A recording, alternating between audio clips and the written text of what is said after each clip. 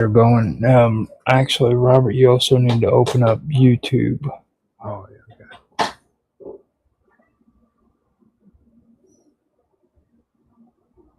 Got to have it open in order for the live stream to start on your channel. I almost forgot that last time too. So, Well, I'll be right back. I gotta jump over there.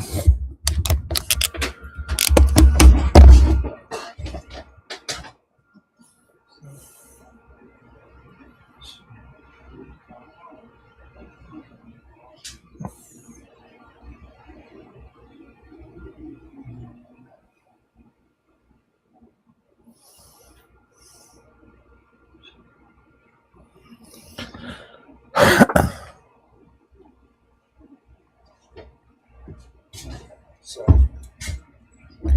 back over here. And I just hit start on yours. It should start.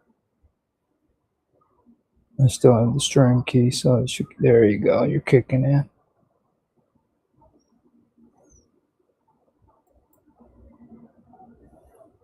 All right. You're up and running too, so we got you going on your channel as well as ours. So we can do this the same way as before. Now, Robert, remember when we start, okay, say hi, welcome everybody, and then ask me to read the first topic, okay? And then after we read the first topic, then you get into your discussion, okay? okay. And make sure that it's focusing on the topic that's being read. Like, if What is the topic? Well, it's telekinesis. Okay. So just, if you don't have anything to say, you ask everybody else what their thoughts are on what I just read. And if nobody else has anything to say, then just have me read the next topic. You know what I mean? Yeah. So we've got everything up and going. It should be good to go. Let me test the audio. First I got to start the streams on mine too. Yeah, you might want to check on what happened last time. Well, YouTube is started up, so we've got that one. It's starting up on Kick now, and I believe we have Kick, or it's starting up on Rumble, and I believe we have Kick going. So let me test the audio there, see if it sounds good. Yeah, it sounds good on Rumble. Kick is still acting finicky. I'm gonna end up having to do with this like I did with D-Line, just kick it. Okay, there we go. It's running. Especially considering I can't do that whole state ID crap. Like I feel very, very unsettled about that. They want to use your state ID for freaking verification. For what site? Kick. Okay. You know. So, okay, let me do the countdown, and then I'll do the introduction for you as the host or the announcer, and I'm gonna hand it over to you, Robert. Okay. Okay. Remember how you did it that one time? That's what I'm gonna do. Okay. Well, yeah, but I mean with the. Okay. It'll sound good. So here we go. 3, 2, 1, now.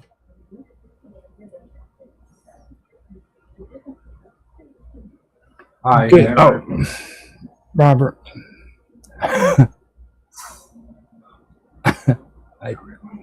Okay, I got to delete that. I'm going to start over.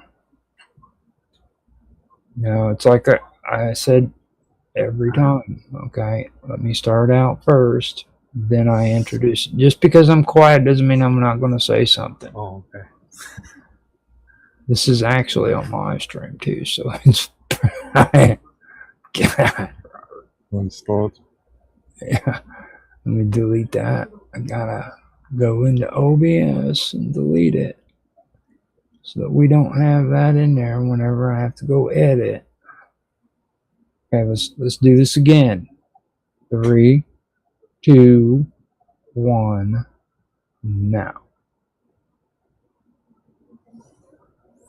Good evening, everyone, and welcome to the show. Thanks for joining us, whether you're watching live or catching the replay later. Tonight we'll be discussing several topics that Robert has been looking forward to sharing. We'll take them one at a time, giving each topic the attention it deserves before moving on to the next. If you're new to the channel, we're glad you're here, and we hope you'll enjoy the conversation. Now here's my brother and tonight's host, Robert Hanson. How you doing, everyone? I'm glad that you're here.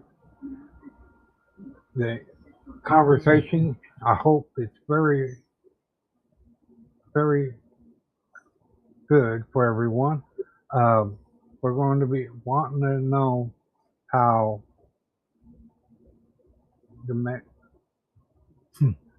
the telekinesis, how it works, and how it progresses. You know, how people have to, how they deal with the process of the abilities of their the mind, the mindset of them, and the how the body has to adapt to when the process does. Do you want me to read the topics? Yeah. Okay, so here we go. Now, let me get to the first topic.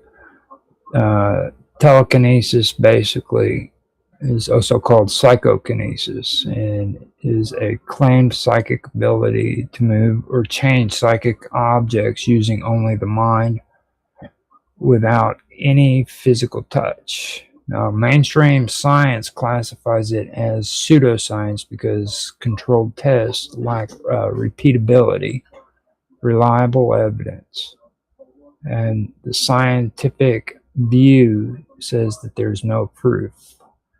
After decades of parapsychology studies failed to show real-world proof under strict lab controls.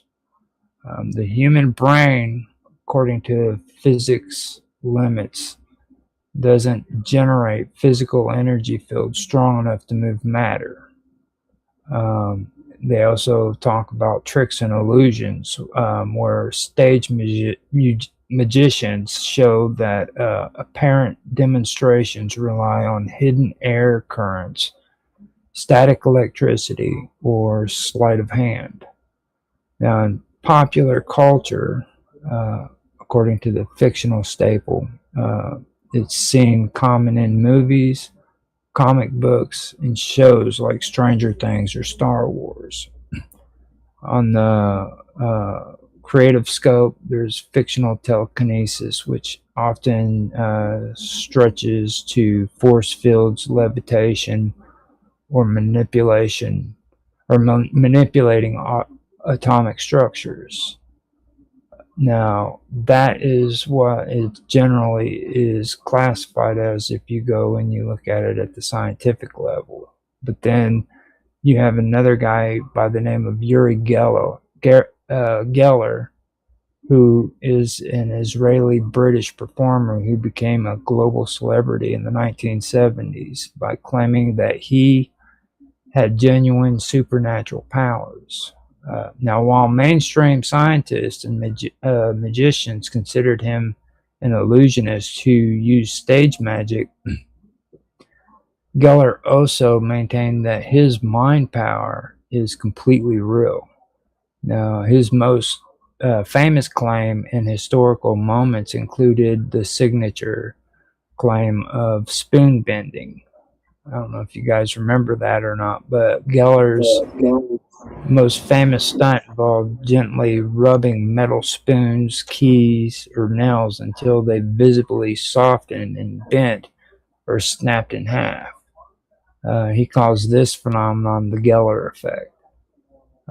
He also did the watch and clock manipulation, where he claimed he can use willpower to restart broken mechanical watches or make the hand of large clocks move faster.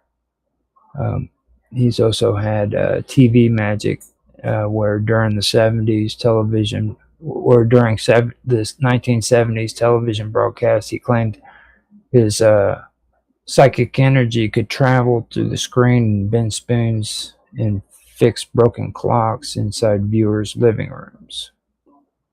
So, with him, uh, his claims, his claim, according to his original powers, when it came to like the silver spoon, uh, it was called the silver light.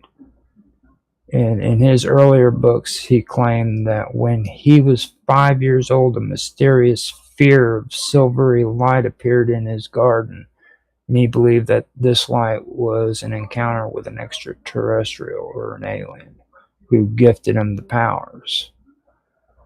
There was also claims that were made concerning the CIA.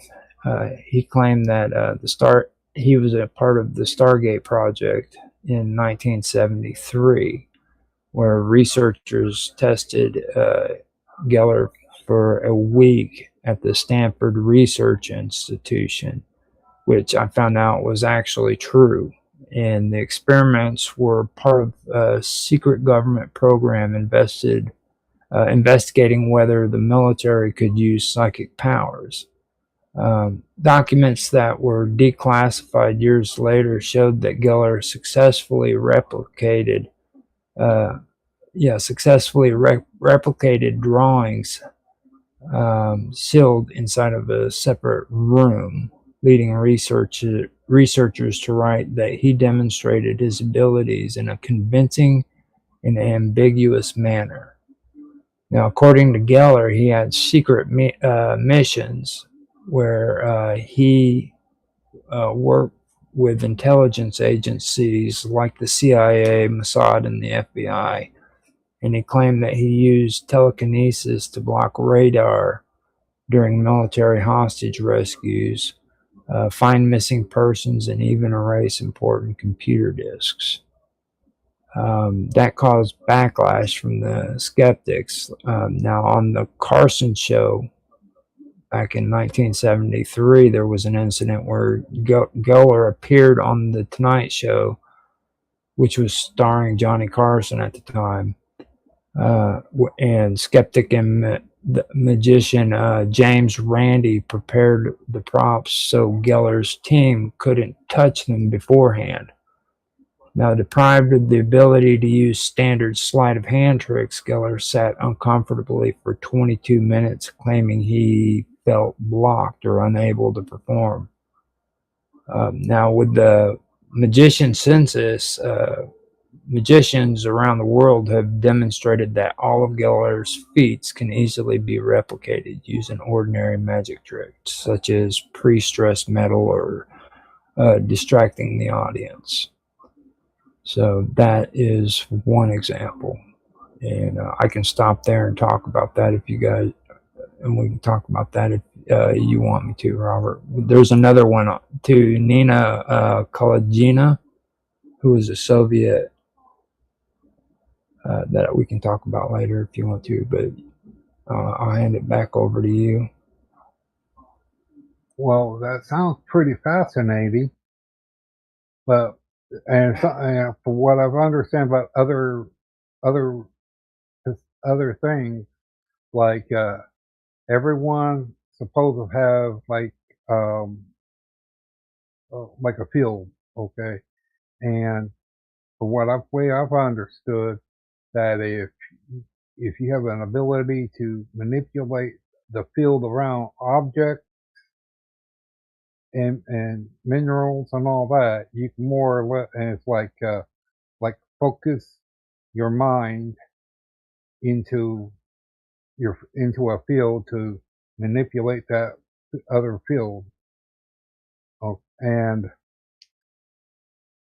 with electric or molecules, because they have said that if you make molecules do dance and all that, you can control the whatever the, the material, and even like like the periodic table, it works like with that.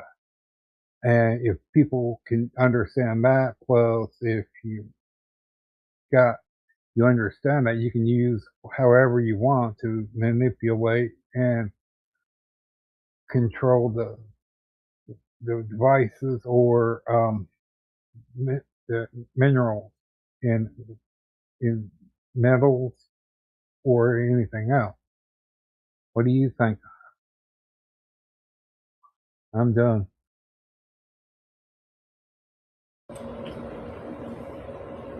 Mitch, you want to say something, Lord Edworthy? Well, of course, I know Gagela, but I remember him from the 80s, but apart from that, I am fairly ignorant with the subject, so yeah. Now I remember whenever I was a kid, like he came on TV, and I remember I think he had like a huge like a 2 hour special, didn't he? At one point where he actually did magic tricks and stuff.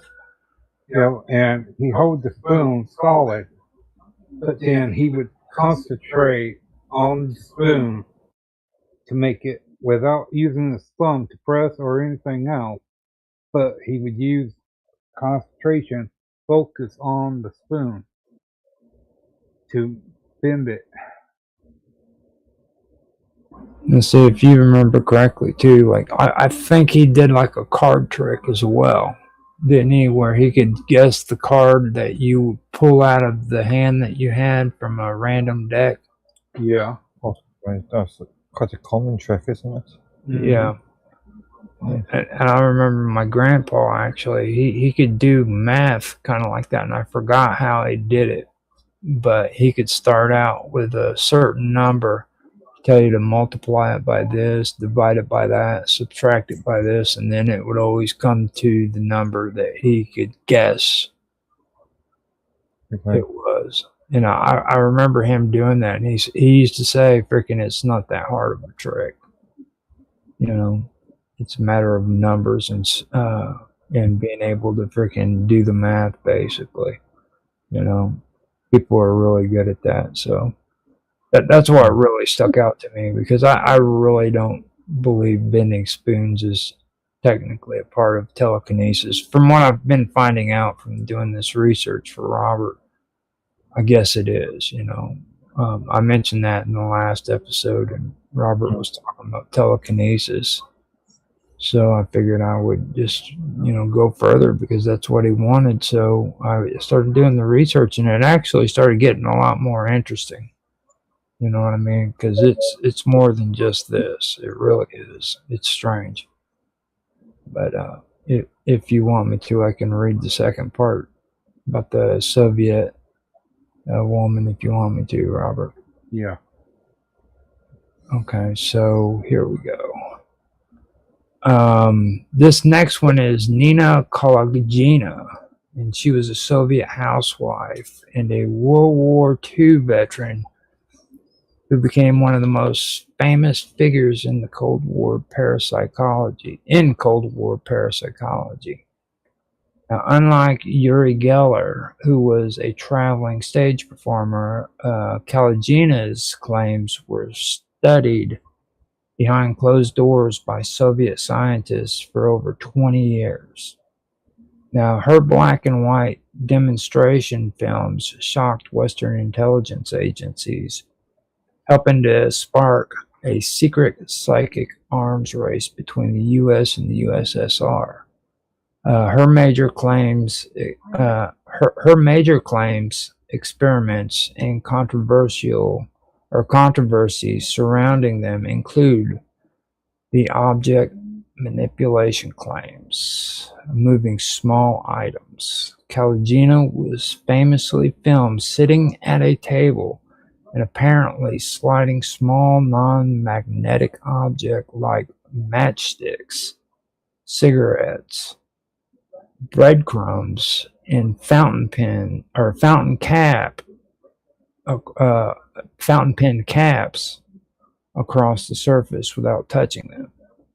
Then there's levitating ping pong balls. She claims she could make lightweight objects like ping pong balls hover briefly in the air. Then there was separating inverses. In one famous laboratory test, a raw egg was placed in a saline which is salt water solution. Using only her mind, she claimed to separate the egg yolk from the egg white and move them to opposite sides of the container. After that, there was the compass spin, which she frequently demonstrated her abilities by making the magnetic needle of the compass spin rapidly in circles just by holding her hands near it. Then there was the frog heart experiment, where on March the 10th, 1970, Kalagina performed her most famous and controversial experiment in a military research lab. Now, the setup is that the scientists removed a living frog's heart and placed it in a solution to keep it pumping, hooked to a machine to monitor its beat. Now, the claim was that after concentrating intensely for several minutes, Kalagina reportedly caused the frog's heart to beat faster, then slower, and then finally stopped the heart completely using only her thoughts. After that, they did a human test where she then tried the same thing on a skeptical human doctor in the room. Now, the experiment was quickly halted when the doctor's heart rate spiked to a dangerous level. Now, in the physical cost of her powers, according to the Soviet researchers and their claims, they claim that Kalagina was not using magic, but rather emitting a real, measurable electromagnetic field from her body. They noted that her demonstrations took a massive physical toll on her. Now, her heart rate would spike to an intense 200 beats per minute, and she suffered from severe exhaustion, weight loss, and sharp pains in her back and head after each session. Now, there is the skeptical view as well, where mainstream scientists and professional magicians outside the Soviet Union heavily doubted her claims. They called it rudimentary magic, where magicians like James Randi pointed out that her feats perfectly matched basic sleight of hand tricks. They argue she used tiny invisible magnets hidden on her body to spin the compasses, and ultra thin concealed threads of hair to pull the matchsticks in floating balls. Also, they brought up the issue about controlled environment laws. Skeptics noted that Kalagina was allowed to basically dictate the rules of the test. She was never forced to perform under strict double-blind scientific conditions that would easily prevent cheating. They also called it Soviet propaganda. a lot of historians did. They believed that the Soviet government exaggerated or faked her abilities to trick the United States into wasting money on its own psychic programs. Now, there is the science of the trick. Static electricity happens when certain materials rub together, okay, causing tiny invisible particles called electrons to jump from one object to another. Now, this builds up an electrical charge on an object, just like magnets. Objects with opposite charge pull toward each other, and each object with the same charge pushes each other away. Now, because this force travels through the air, it looks exactly like invisible mind power. Now, how it mimics telekinesis in real life, there are a few classic psychic stunts that rely entirely on static electricity, and that would be the spinning foil umbrella or the psi wheel. It's a classic beginner telekinesis exercise, and it involves balancing a folding piece of aluminum foil or paper on top of a needle. Now, when you place your hand near it, it spins. People think it's mind power, but your body heat creates tiny rising air currents, and your skin naturally holds a static charge that pulls the light foil towards your fingers. And now, after that, you have what they call the rolling soda can. An illusionist can make an empty aluminum soda can roll across a flat table without touching it. They do this by secretly rubbing an object like a plastic pen or a comb or even their clothing to build up a heavy static charge, then holding it just close enough to pull the can forward.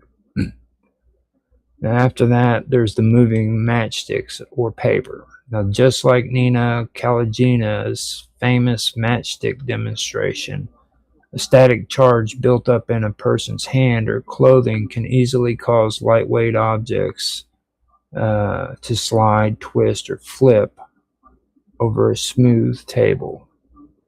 Now, the reason why it fools people is because static electricity is a perfect cover or fake telekinesis because it is completely silent and invisible.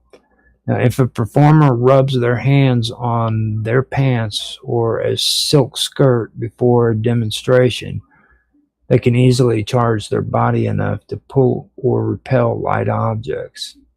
Now, when the audience sees the object move without being touched, they assume the force is coming from the person's brain instead of their skin. So after that, we can go into the brain-computer interface, but I think that's where we need to stop, and I need to hand it over to you. What do you think, Robert? Well, okay, everyone's saying this, but what about like your body's like the electric eel. You can create your body can adapt to certain situations that you train your mind and you train your body for certain for certain ability, and like because it's been shown that people do have certain unknown abilities that files people just can't explain. Okay, and you can. What about like the body has its own hum to itself, where you can't hear it, but you can vibrate objects to where you want, however you would want them, just by by not touching it, but pointing your, like a direction from your fingers. Okay, because you're using certain sounds below human hearing. Your body, as they say, like AAAS says that the human body has its own frequency and its own field within it, and within a body you can do, if you can control it and you know what you're doing. How far can you actually go with the abilities for that? And as well too, they have said that people with doing that too have their senses, like their smelling and their taste, increases too. Well, the thing though you gotta take into consideration is like telekinesis is supposed to be mind power. Now you're also incorporating, things that are actually a part of the body, and that's what they're talking about. This is manipulation through electromagnetic energy that you have naturally in your body. But that's not mind control. That's not what they're talking about. Like telekinesis is you're naturally making these things do this stuff with your mind, not with electromagnetic energy. You know what I'm saying? Like you're actually making things move without using electromagnetic energy from your body or anything like that. Just straight from your mind. Well, okay, because I was trying to say, like, if the body, your mind can controls that in a way that the without the mind it won't work. You have to focus the mind and in all the different things which you would want for your mind to can adapt to it, to understand how, like, you're training your mind to where when you want to make a certain sound or whatever, or like when you want to try to make the spoon move or whatever, you got to focus your mind and the energy of for that mind to work all as one, and which synchronize everything together for that one focus. I don't know. I mean, when it comes to a lot of that, like using the mind and well, see, one thing I don't really agree with, because I've actually done the whole rubbing your feet on the carpet shit. You know what I mean? And I'm sorry, but anybody who's an illusionist is not going to have that much of an opportunity to get that much static electricity. I've actually done that stuff playing around with balloons and stuff. And I mean, even the skeptics are stupid when it comes to that. I just don't agree with that either, because it's like they would have to be constantly rubbing their freaking body on something. You know what I mean? So I mean, I kind of see both sides of it. You know what I mean? There's some situations where you can't say that they're rubbing their freaking body for static electricity. You know what I mean? Especially when your hair on your head and your hair on your arm would stand up from it. Well, I mean, that wouldn't, not unless people are looking for that. You know what I mean? Well, yeah, but if your hair does do it all on its own, if enough of the static. I've never really paid it. Well, I guess I have in some situations, but that's like if I took something and put it close to it, it stuck up, Yeah. Like, especially if you take a balloon and rub it against your skin, and it would make the hair stand up, but I don't know. What do you think, Mark? What's your take on this? I was just thinking exactly on the same lines as you, really. A lot of it's, well, can I say fraudulent? Yeah. Yeah, okay. A lot of it's fraudulent. I mean, for me, I do believe that there are some kind of, some things that the mind's capable of doing. You know what I mean? Don't get me wrong, but when they start talking about telekinesis and levitation and stuff like that, that's where I think they cross the line. You know what I mean? Because there's been nobody that's been able to prove that. They've even got like Buddhists, monks from like Tibet and different areas of that region that are trying to make it look like they're actually levitating, and they're making like videos that are fraudulent where they're like sitting up in front of a pole, and it looks like they're levitating in the middle of the air, but they're actually sitting in front of what's holding them up.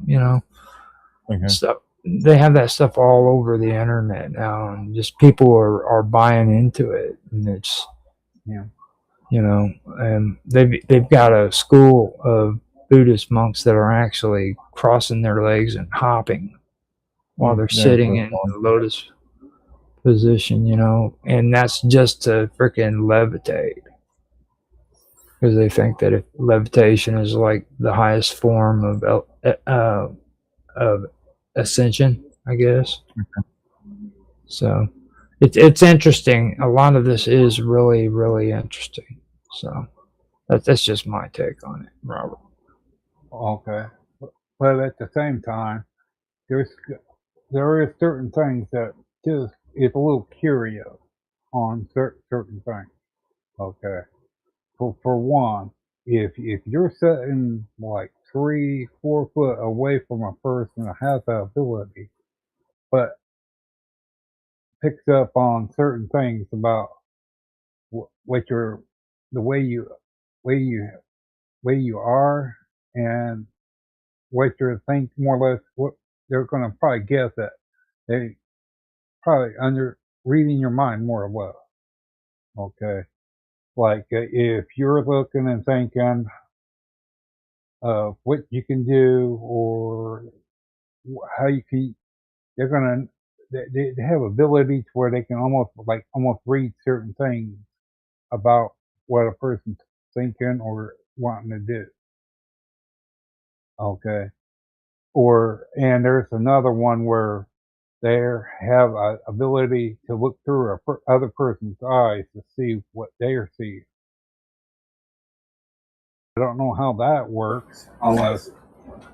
No, I remember hearing that back in that has to do with like the transcendentalist movement. They believed in that stuff. They believe that like if you take a person and you set them on one side of the room and you set another one on the other side of the room and you keep completely silent, you stare at each other for a while, you could actually start to freaking communicate with each other freaking psychically.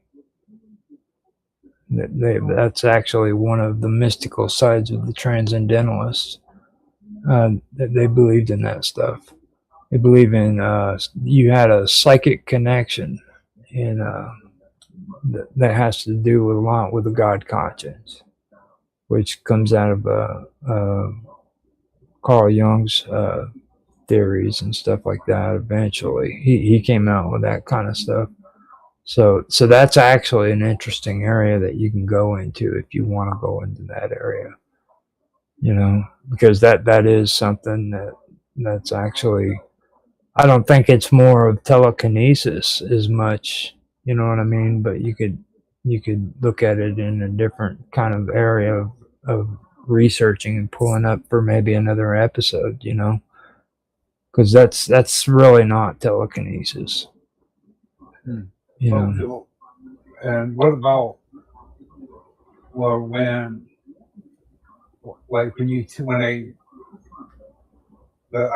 they touch an object to a person that just touch it, and they can pick up certain things of them. Well, I don't know if that's that would be mystic. You know what I mean? That's kind of like what the Ghost Whisperer does on the famous movie, freaking Ghost Whisperer. But I mean, and then Haunted Relics. I know what's his name, the guy that was what were they called? They're the ones that did the Amityville Horror. The husband and wife. You remember? Pinewood. I forgot Pinewood their stuff. I forgot their names. They're the husband and wife. They're the ones that freaking went to Amityville, and then they did freaking oh my god, I should know this crap. I'm having a brain fart. I'll get that they went out and they went out and, or their nephew actually, he's the one that's running the museum. He believes that they have haunted artifacts where spirits are still inside of artifacts and stuff. So like you could have something sitting up on your fireplace that could be possessed by a demon or a monster. Or You have to do a search on the names. I forgot. Yeah, I can do it real quick. Just talk real quick and give your point of view, and I'll do a quick search while you're doing that.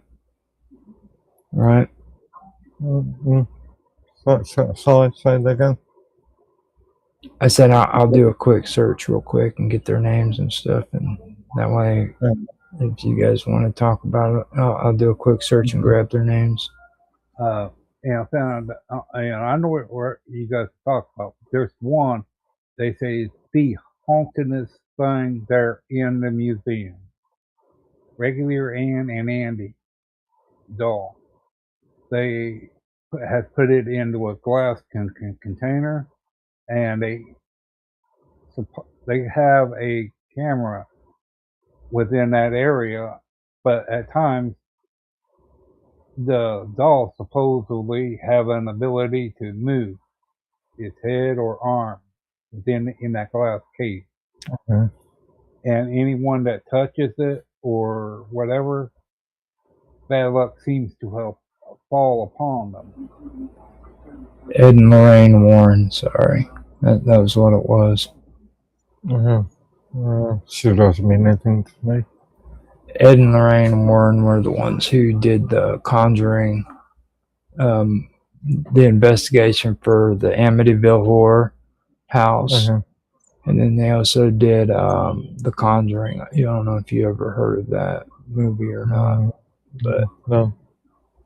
But it was supposed to be Kathy and George Lutz who moved into the Amityville house, and they made a movie out of it.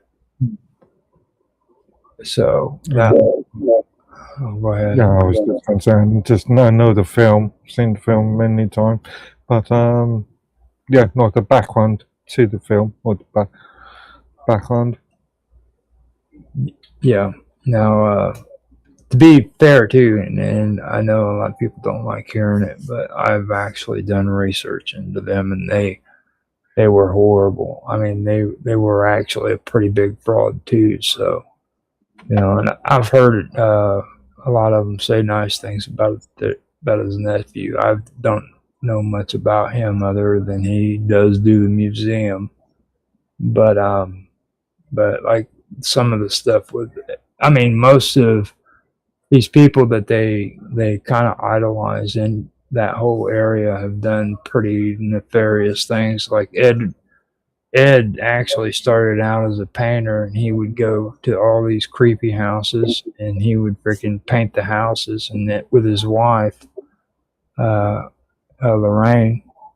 And then he got an idea that he could go knock on the door and tell him that freaking he's getting a bad sense from it because he has like this spiritual connection to things.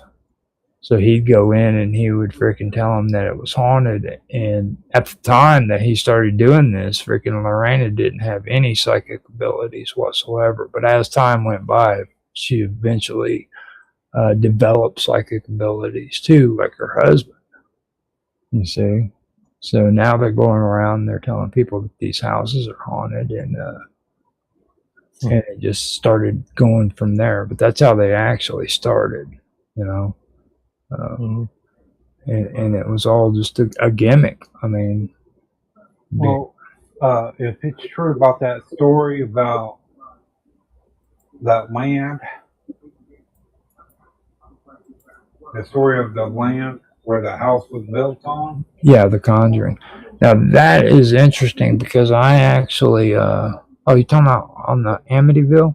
Yeah, where how it all began. Satan worshiping on the land. Yeah. I found out that none of that was actually, that was just Hollywood. They put that in there to give it, a little bit of flash.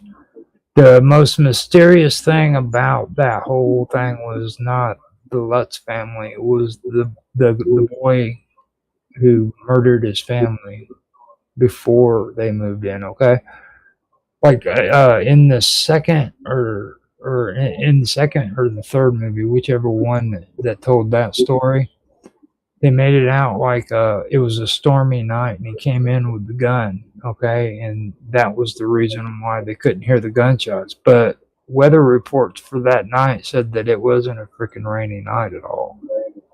Okay, so this guy turns around, he goes from room to room, and he freaking shoots everybody in his family with their freaking them laying on their stomachs, face down, and not one of them heard freaking gunshots and woke up from it. Okay, and when they did a freaking autopsy on them, they found out that none of them had any kind of drugs put in them, so they weren't drugged before they went to sleep. So something happened during that time period where he could go from room to room and shoot everybody in his family without any of them waking up to know what was happening. Oh, wait a minute. Wasn't there one part about, I think it was his little brother was in the bathroom or the kitchen? Yeah, something? that was later on. They said okay. they said they seen that they had a photo of him standing in the hallway as a spirit, which that's kind of creepy. We got to be careful because stuff like this makes Mark Edworthy scared. So he gets kind of nervous. Well, nightmares tonight. Thanks to you. Yeah. Both. Sorry about that, Mark. But I mean, if you want, I can get back to the topic. I do have more on that. Let me get back on here and get back on track. Robert got me distracted. We were talking about the Amityville horror. I'm not doing my job. I'm sorry, Robert. That's okay. Just don't do it again. Okay, so you had me do the research on this, and I started finding out that a lot of what this is actually taps into what I've been doing research on. Okay. And it's not in the way that you're thinking of.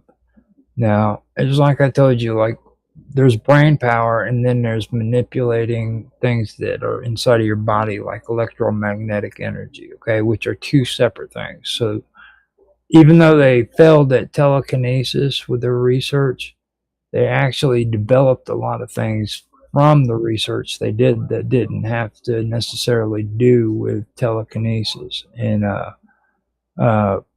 it has to do with what they call BCIs. Okay. Now, Mark, have you ever heard of a BCI? Do you want to break down the abbreviation? Okay. Now, what it basically is, it's every time you think, your brain cells send tiny electrical signals to each other. Okay. And those are reading brain waves, basically. And that's what it does. It reads brain waves.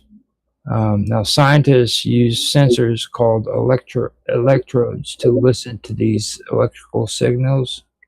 That's how they catch these signals. Now, then once they read them and they catch them, they decode the message. And that's where these sensors send like the signal to a computer where specialized software figures out what your brain is trying to do. Okay. Now, after they've read it, they caught it, and then they decoded it, then there's where the computer has to take action, and it sends a command to a machine like a robotic arm or a motorized wheelchair to make it move. Now, there are two types of BCIs. There's outside of the head, which is non-invasive, invasive, and you wear a cap that's covered in sensors, and they sit on your hair. Okay, now it's safe and it's easy, but the signals are a bit blurry because your skull blocks the sound. All right. Now, after that, you have the invasive kind, which is inside the head, and that's where doctors place like this tiny computer chip directly into your brain through surgery. And this gives a crystal clear signal, but it requires a medical operation to do it. Okay. Now, where is this legal? Because I've never heard of such an operation, at least in Europe.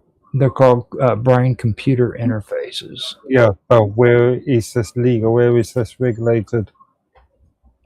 Well, we do have companies that are involved in it that I can name off to you. So if you want to hear, Yeah, what countries are participating in this? probably in the UK too. They really enjoy cutting edge Not technology. not that I've heard of, at least. Well, there's quite a few because I brought up a few computer companies that's doing the same thing. Where Yeah, but that requires all sort of medical regulation, Well- legislation to be set down. So, which countries? Okay, so let me finish with this, and I can look that up for you. So. Yeah. Now, several cutting-edge companies are building brain-computer interfaces, and they're divided on how they capture brain signals, either by going inside the skull with surgery or sitting safely outside the skull. Now, inside the skull, invasive and surgical, these companies build devices that require surgery but offer the sharpest, most accurate control over machines. And that brings us to Neuralink and how it works. Now, that was founded by Elon Musk, who uses a custom-made surgical robot to insert ultra-thin threads directly into brain tissues. Now, the latest progress that's been having is they have successfully implanted chips into human patients, allowing paralyzed individuals to control computer cursors, browse the web, play video games, and even drive a motorized wheelchair with their minds. Yes, this is the public information. Yes. Mm-hmm. Then you have Obviously, No. obviously, this is limited to only a select few test patients. Now you also have Cycron. Okay, now how that works, instead of opening the brain surgery, instead of open brain surgery, threads of mesh tube called a stent are through blood vessels. They're sent through blood vessels until it sits right next to the brain. And the latest progress that they've had is that they've been backed by tech giants like Jeff Bezos and Bill Gates. Now, Cycron has implanted its device into several human trial patients. They have even partnered with Apple to let patients control iPhones and iPads using thought. Yeah, they're saying that by 2030 or 40, it'll be having setups where you can have it installed on your head, your cell phone. Well, okay, so back the brain interface technology isn't that. I don't want to say. Okay, so there are multiple ways to do it. Okay, back in the early 2000s, and I remember seeing the ads for it and the demonstrations for it. That these little circular rings they would put on top of a baby's head, and this device would read the child's brain waves, and the brain waves were transmitted to a toy ball, which would move. This was a child's toy back in the early 2000s. So the brain computer interface there's 100 ways to do it, and it's not science fiction. It's so easy to do. Okay, so I did pull up information on where BCIs were legally able to do, where these tech companies are legally able to do it. It says tech companies are legally able to test and develop brain-computer interfaces in almost any country, provided they follow strict medical device laws and receive human trial approvals. However, the global epicenter for this technology is concentrated in the United States, China, and the European Union, each operating under different legal systems. Because BCIs involve reading or simulating the human brain, companies cannot just sell them like smartphones. They must navigate a patchwork of medical rules, human testing laws, and emerging brain data privacy acts. So you've got it going on in the United States, China, and in the EU. How widespread in the in the US and China, that's explainable.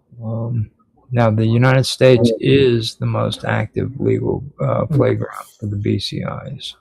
So, Because after all, Not kidding. the US, the US medical, the US government's not really interested in your personal rights, so it doesn't matter if there's no regulation in the US. now the EU focuses heavily on human rights and data safety. So the legal framework for BCIs, they have to comply with the strict EU medical device regulation, the MDR. Any AI software powered by BCI falls under the EU AI Act, which heavily restricts or bans tech that forces subconscious manipulation. Now, neural privacy. Unlike the U.S., where only few states protect brain data, Europe's GDPR legally protects brainwaves across all member nations by treating neural data as highly sensitive biometric data. Personal data, yeah. You know, I tested that whole legality thing because so I went to Michigan for for most of us, well, actually all of the summer and some of the fall. I tested out the legal system when it comes to this kind of stuff. Neural weapons. Michigan is the only state in the union that has laws against neural weapons. I wrote to the congressman of Michigan about neural weapons. And guess what happened to me? I got put in a psych ward for 3 weeks. Okay. I would like to see that. Yeah, I would like to see how you worded that. But I got a question about this. Okay, like in Australia, they made that special. They take DNA and they form it into brain. Okay, now does that how does that work with that there? Because if you train the brain, yeah, I do have two more companies too that I can throw in here. There's Paradromics, and how they work is they use a tiny chip packed with thousands of microscopic needles to listen to brain cells. Now, they recently received FDA approval for human trials, focusing heavily on helping people who cannot speak translate their thoughts. No, wait, let me start that over. Focusing heavily on helping people who cannot speak, translating their thoughts directly into their synthetic speech. That would most likely be what what's his name was doing, the one that was the scientist who just passed away. He's the one that came up with the black holes theory. What was his name again? Hawkins? Yeah, Hawkins. Did he actually do anything in I relation don't. to That's No, Einstein. well. Einstein came up He had with that voice thing. I don't know if he did that. Yeah, I don't think he was actually active in that sort of field of science. No, he was. I think so. No. Hawkins was. Okay. You ever heard of Hawkins radiation? Okay, so it's a study. So a black hole is thought to destroy not just matter, but all information.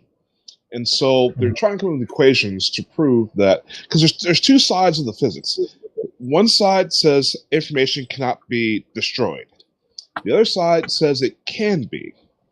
So theoretically, when matter goes to a black hole, it's not only destroying matter, but it's stripping the matter of its information.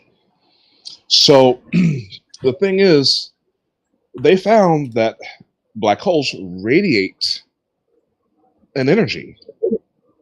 There's not 100% of everything that goes in stays in. And Hawkins was the one who came up with that discovery, which is why they call it Hawkins radiation. Okay. So yes, that was definitely his field, for sure. Yeah, but what's that got to do with the more cybernetic sort of points? I'm not saying it does, but you just said it had nothing to do with that field. No, yeah, that's what I was looking at. Sort of medical. Yeah, we were. Now, this is where we get into the good stuff. We get into BlackRock. Okay, BlackRock Neurotech is another one that does their research into this, which is good too. Now, how it works is this. Well, first of all, this is the grandfather of the industry. Okay, just so everybody knows. When I say Cortical Labs or CL1, this is straight up BlackRock. And this is where what you're talking about here today, Robert, is actually connecting with what I'm talking about when I do my series on the cosmic weave and stuff. It's now BlackRock is actually the grandfather of the industry. They've been providing implantable brain chips to scientists and medical researchers for decades. Okay, and they're supposed to be helping paralyzed individuals move physical robot arms in lab settings and stuff. And then outside of the skull, the non-invasive and wearable, all of these companies make devices that you can take off and on, like regular I don't get that. or I don't get hats. that. I do not get that. If these devices have been around for decades now, where are they on the commercial market? And if they are medical aid, I think I'm gonna have to try to nip this in the bud again, because like I've showed you the website once before. Yeah, you've only showed me sale. You can literally buy the program on the internet, dude. Oh yeah, they have devices you put on your head. I mean, all you gotta do is you can type with your brain on the keyboard. They had that in the early 2000s as well. No, I mean, literally, a medical organization can get freaking the program for wetware. If a medical organization is releasing a product, I don't understand why you deny the fact that this stuff exists. Like I'm asking you where's the product. Let me go get the link for you again. You're asking why is it not widely available? That's what you're saying. Yeah. Why is it not widely available? It is widely available. It is widely available. They're selling it on the internet. Show me a list of different products. I'm gonna go get you the link right now. Please, Mark, please. Mark, it's probably because it's expensive. That's probably why it's not widely available. Well, that, or if you don't go to the hospital for the process, because they got to take a lot of that information, like your how do you say the way your body runs, the damages, or they got to put all that computer stuff together where it works with your chemistry. Well, they do have the stuff in the hospitals where, where you can speak through a computer when they put a device on your head if you are unable to speak or move your body. Yeah. Yeah, They they have can it. manufacture it there. Well, not in at least not in the UK. If not Even in the UK, they have the ones where like you blink and you can literally type on the computer. Yes, that's sort of that's eyelid muscles. Yeah, I did. Many years ago, I did some charity work for some disabled learning youth thing, and acted as IT support for them, and I came across all kinds of accessibility sort of where, so things like ton switches as an Yes. example, and yeah, I've come across an IE the sort of switch. Okay. Click on this link right here What in where? the chat right here. Yeah, no, I'm not Click on that. talking about Click on that link. I'm Yeah, I gonna read know this. I'm gonna read this so that I know freaking that company. I was talking about wider in the market. let me That's only go one ahead and company. read this so that people in the audience can hear it. It's from Cortical Labs. It says actual intelligence. Think beyond silicon. Join the new era of computing and deploy your technology to real neurons locally on the CL1 or distributed on the cortical cloud. So you can buy this stuff because it's not artificial intelligence, it's actual intelligence. Think beyond Yeah, silicon. I think you're missing a point a little bit. We were talking about human interface devices, HIDs. That's exactly what this is, man. This is exactly what it is. It's not as a separate machine that lives outside of them. Okay. This is no, dude. This is not. This is actually going straight into the brain, dude. Okay. They are using CL1 right now to freaking put implants into people's brains that can't freaking move half their face. They're putting these neurons into the brain so that they can freaking actually move their freaking mouth and talk. Again, in countries like jurisdictions like the EU and UK, this wouldn't be allowed without medical approval and the entire medical approval process. Well, how does the UK handles that when it comes from one of their like Australia? I'm not sure about the actual process, but I know the process can be extremely long. Hey, sorry to interrupt. Roger, I accidentally moved you to viewer mode because I was trying to make that screen predominant on my phone, and I accidentally removed it. Sorry about that. Did I mess up the thing? No, I think it only affects you. Only affects your screen. Oh, okay. So I'm trying to view what your site here. So I'm gonna have to figure that out.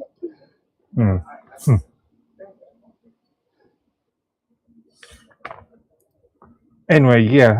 As I was saying, this isn't a. It's a biological computer, i.e., a computer with a biological element within it, module within it. But it's not a computer that actually physically links into a human brain. Brain, if you like. But what they do is, as well, is they're using it to manufacture, because they found out that by doing this process, it leads to other types of healing and progress in medical industry. They found over, I think they're claiming. Sorry. My point is, it doesn't matter what the engineers or scientists or technicians have found, without a medical approval the concept of an internal human interface device would not be possible on the open market. All except for maybe I've seen there was a Swiss company that was dealing with RFID chips under the skin. And I think in Switzerland, at least, in where they could do it. What about on your skull?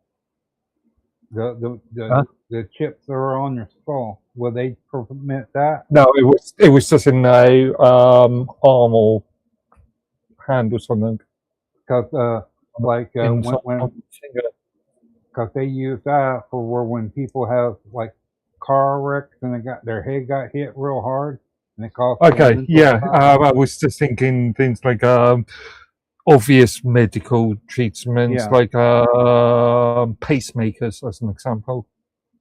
That's a good example of a human interface device, internal. Because they came across a bunch of new stuff they did through that process for medical industry, and actually, Okay, I pulled up the article that I had used before in the last time I had this conversation, and there is a case with a guy by the name of Keith Thomas, which was reported by The Guardian. Now, the thing is in his case, doctors did not give him new biological neurons. Instead, they used a technology called a double neuron bypass to reconnect the healthy living neurons he already had inside of his head. So it was an already well-established medical procedure. Now, when Keith's neuron bypass works, now when a person is paralyzed by a spinal cord injury, the brain cells that say move any hand are still perfectly healthy. Now, the problem is that the spinal cord is broken, so the signal can't reach the arm. Scientists at the Feinstein Institute for Medical Research fixed this by building an artificial bridge. Listening to his thoughts, surgeons implanted tiny computer microchips directly into the areas of Keith's brain to control movement and touch. Okay. When Keith imagines moving his hand, his his neural brain neurons fire electrical signals. The microchips pick up on these signals and send them to a computer running artificial intelligence. The AI decodes what he wants to do and instantly beams those instructions directly to flexible electrical patches on his spine and forearm muscles, causing them to move. They even put sensors on his fingertips. When he touches something, a signal travels back to the chip in his brain, allowing him to actually feel his sister's hand or the fur of his dog. Okay. No, but this is just a test. It's one-off experiment. This just came out. This just came out, and it came out by the Feinstein Institute for Medical Research. And I think Feinstein was the guy that everybody accused of Pizzagate during Hillary Clinton's. Okay, German, Austrian, German? No, I think Feinstein, the one who they're talking about, is the guy who backed Hillary Clinton when she was running for president. Okay. So which country was this operation conducted in? It was here in the United States. Okay, yeah, that makes sense. Yeah. Yeah. They said the real brain rewired itself, which it can happen, but they still use microchips to freaking do it. You know what I mean? And this is falling into the research that Robert was, that led us from the telekinesis that we got into. Like when they did the research back in the day for telekinesis, they didn't find any concrete evidence for telekinesis, but they learned how to develop this technology because of it.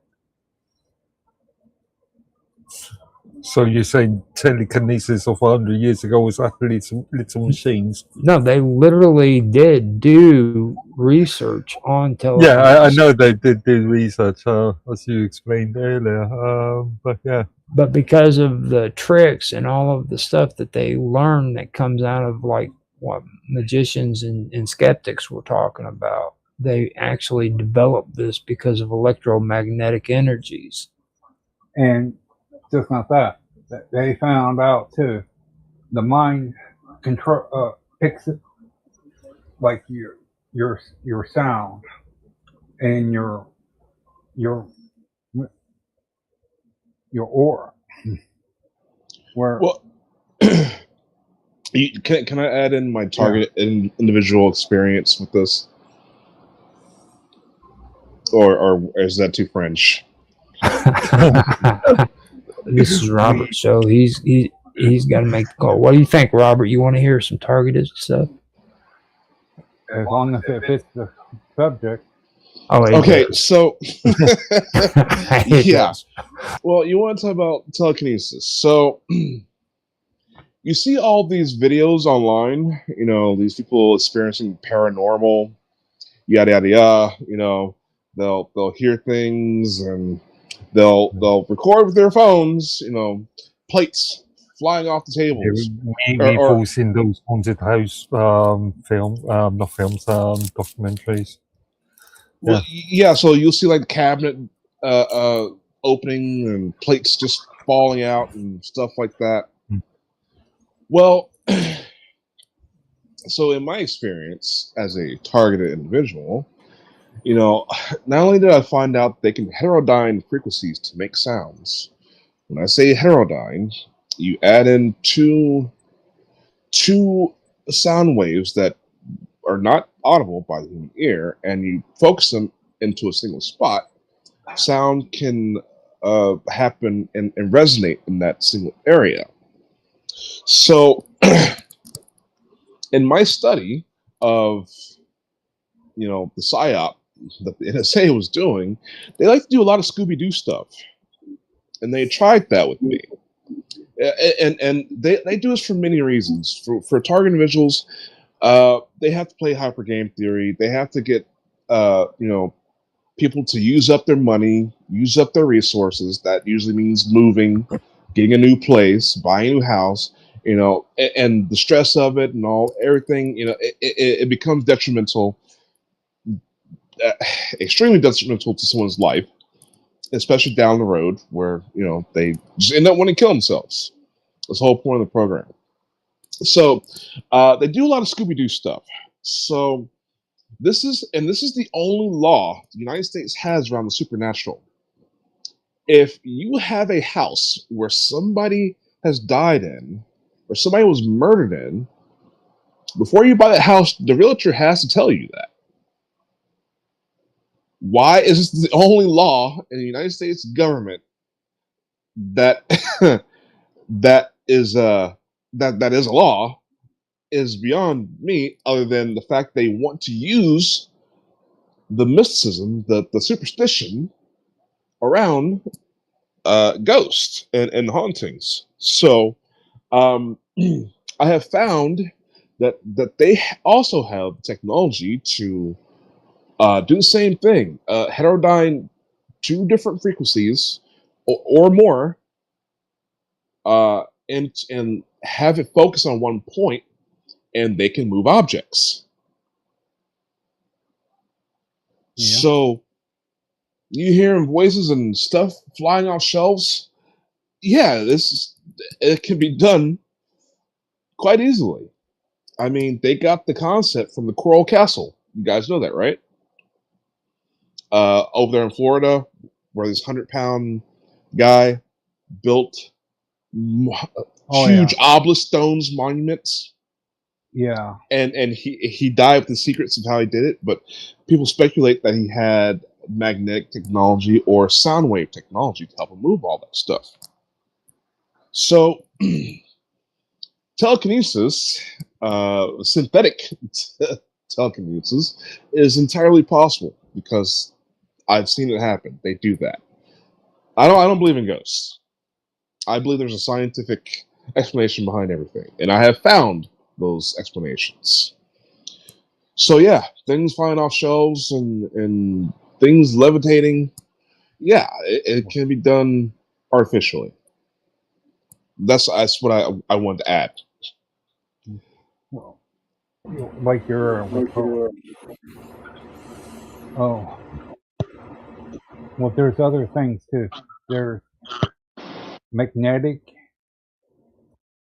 and electrical fields that your people are, if you're able to know how you can your mind can control that them fields, magnetic and sound fields, with control of your mind and your energy from you can you're able to control the situation for what you want, and you can manipulate a wide variety of certain things, they say. Now, the thing that gets me is biometrics. Like, everybody knows what biometrics is now, and nobody wants to admit that that is exactly what you're talking about right there. You know what I mean? It's like, oh, no big deal, but well, even V and Otto talk about how back in the freaking 1990s and the early 2000s, they loved doing research on it because freaking it was just so fascinating. You know what I mean? It was a big mystery back then, but now it's just everyday knowledge. Yeah, biometrics is real. You know what I mean? But when you have conversations like this, oh, it's not the same thing. You know what I mean? No, it's not the same thing, man. Yeah, but AAAS, that's different. You got humonic waves and sound that each person's body releases. And they have said too, telekinesis works on that same principle, where it's like a location or. Now, when you say AAAS, you're talking about the American Association for the Advancement of Science, right? Yeah. And they got wide varieties of different groups within it. Now, when it comes to biometrics, okay, and it comes to that you're either looking at like forensic science reports about fingerprints and like facial recognition, or you're looking at cloud computing technologies, and that's called authentication as a service, which is AAAS. Doesn't have to be cloud, it can be sort of device specific. Take the phone print fingerprint readers that we use on mobile phones these days. Yeah. Yeah, they're the ones that came up. They found out about fingerprints. How you're like your second fingerprint on your right hand. A person down the road, the same fingerprint on your left hand can be on his right hand. So they had to redo the whole thing about when they fingerprint you, they got to be specific on what finger is wrong, to where the same fingerprint appears on a different thing. They got to know on what hand and what finger. Well, see, what they actually, the AAAS, they published a science assessment, and they said that fingerprint source identity lacks scientific basis for legal certainty, and that in that report, they proved that like courtroom claims stating that fingerprints can only belong to like one single person are wrong. Okay. So they called for like a better automated system and stricter testing for to fight cognitive bias is what they called it. But hell, your country still uses still allow for polygraph tests in courts, don't they? Or even No. on the state. Well, they're Even- actually trying to get facial recognition into it. I was talking about that Yeah. the other night. You know, this shit's just straight up eugenics programs. That's all it is. It's straight up eugenics, and they're just No, it's just pattern recognition. that's what that facial recognition is. It's eugenics, dude. No, it's pattern recognition. Yeah, but we call it your court, your eye, your retina, where without your retina, they won't let you, because that's going to be part of it. Don't think we Well, the are. thing about the polygraph stuff, yeah, it's still used in American courts, but it's not used as conclusive evidence. Okay. It's only suggestive. No, so they have got people prosecuted. They got framed by the fingerprint.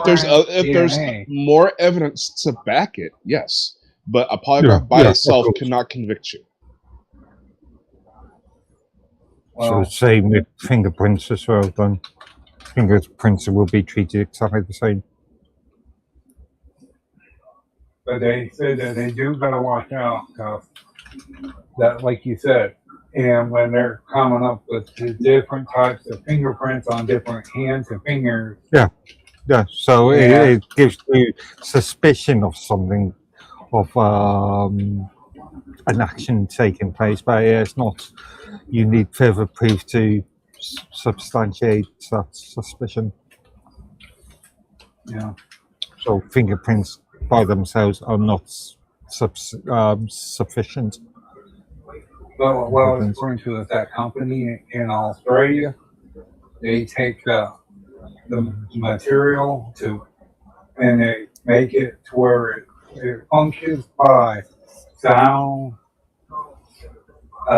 electric fields, and all that to Now- get to the brain. Okay, let me read something to you so that we can clear this up again. Okay, so Sir Francis Galton is the guy who I'm talking about. He not only was he's the one who coined eugenics, the word eugenics. Okay, he was the cousin of Charles Darwin. He was his half cousin. Okay, he was a scientist who played a massive role in the forensic science. And he was specifically the one who pioneered work in fingerprints as well as the thing with the photos that I was talking about. Okay. So not only was he a part in the whole freaking facial recognition thing, but the fingerprint shit. He's also he played a big part on it. You can check that out if you want. Just saying, you know, this shit is eugenics 100%. Yeah, but it can also be just used for pattern recognition. He's the father of modern day fingerprinting, dude. Yeah. Again, pattern recognition to aid in a case in eugenics. Pattern recognition. If you've got something that could potentially be unique, or at least phrenology, dude. It's phrenology. You know what? It's not phrenology, but there is an overlap. It doesn't really mean it can't be both. Okay, it's freaking phrenology. Okay, phrenology and photographing, like the criminal face. You know what I mean? Okay. He may not have been feeling around on people's freaking skulls for bumps and shit, but he was obsessed with freaking the whole criminal thing. Like he freaking did the whole. I'm not lying, dude. He wanted to see a person's physical looks. I'm not Well- hating you up, but Yeah. Well, He- fingerprinting does have a lot more science rooted into it than that stuff, though. If you Okay, want to but- do a comparison, Hmm. I Yeah, do but agree what- with the pattern thing because Well- our fingerprints are kind of unique. I don't know, but does that lead to a personality deficit or some it shouldn't be hold profiling? where, No, it shouldn't. yeah, but it shouldn't be hold where they can use that for any way saying that you broke the law because your fingerprints appear on whatever. Where when they can't compare your fingerprints to the layout of the other. Well, I just read where they're finally coming out with information saying that fingerprints are flawed. The whole concept that one person has their own significant fingerprints is a lie, dude. Like, yeah, there but could be- being on that, having that fingerprint on that specific finger is what's the percentage of people having it's a good question. that? Must Actually- be minuscule. What is the percentage? All right. Well, you better hope they keep this fingerprint thing because they're going to use that as an excuse to, well, we're going to need some way to better detect and to ID somebody that they can't change. And next thing you know, you're going to have towers, 1,000 towers sprouting up everywhere that's remote neural monitoring everybody. Oh, well, around scene of this crime, your brainwaves were picked up. And, yeah, can't be Yeah, but- anybody else but you.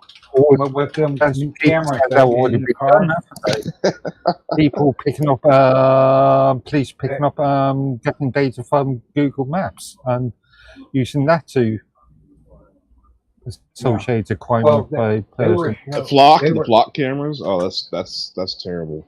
yeah, but they Well, were, that's they were- mainly more to do with transportation, but Well, no, every they're tracking everything. arguably.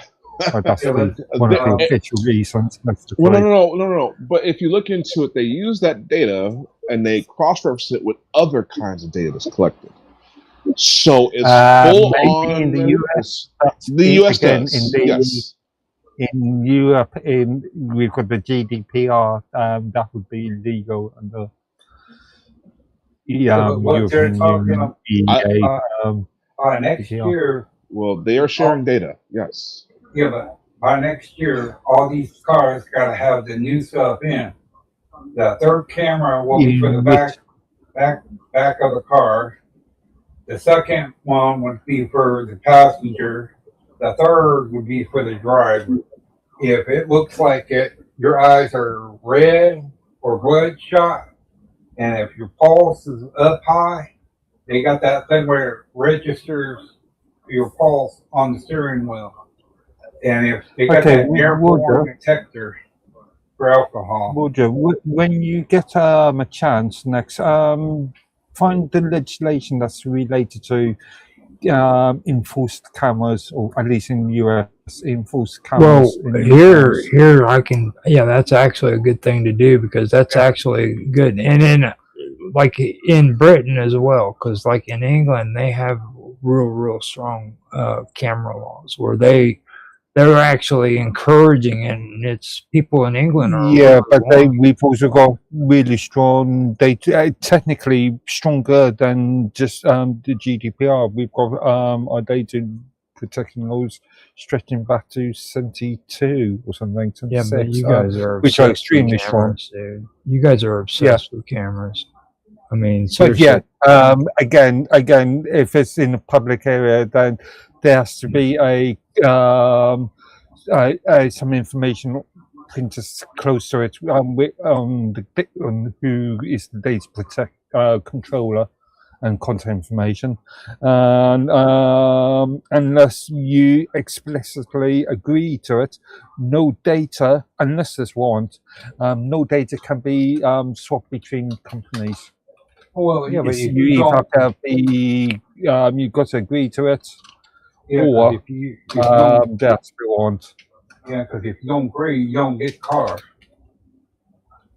Aye.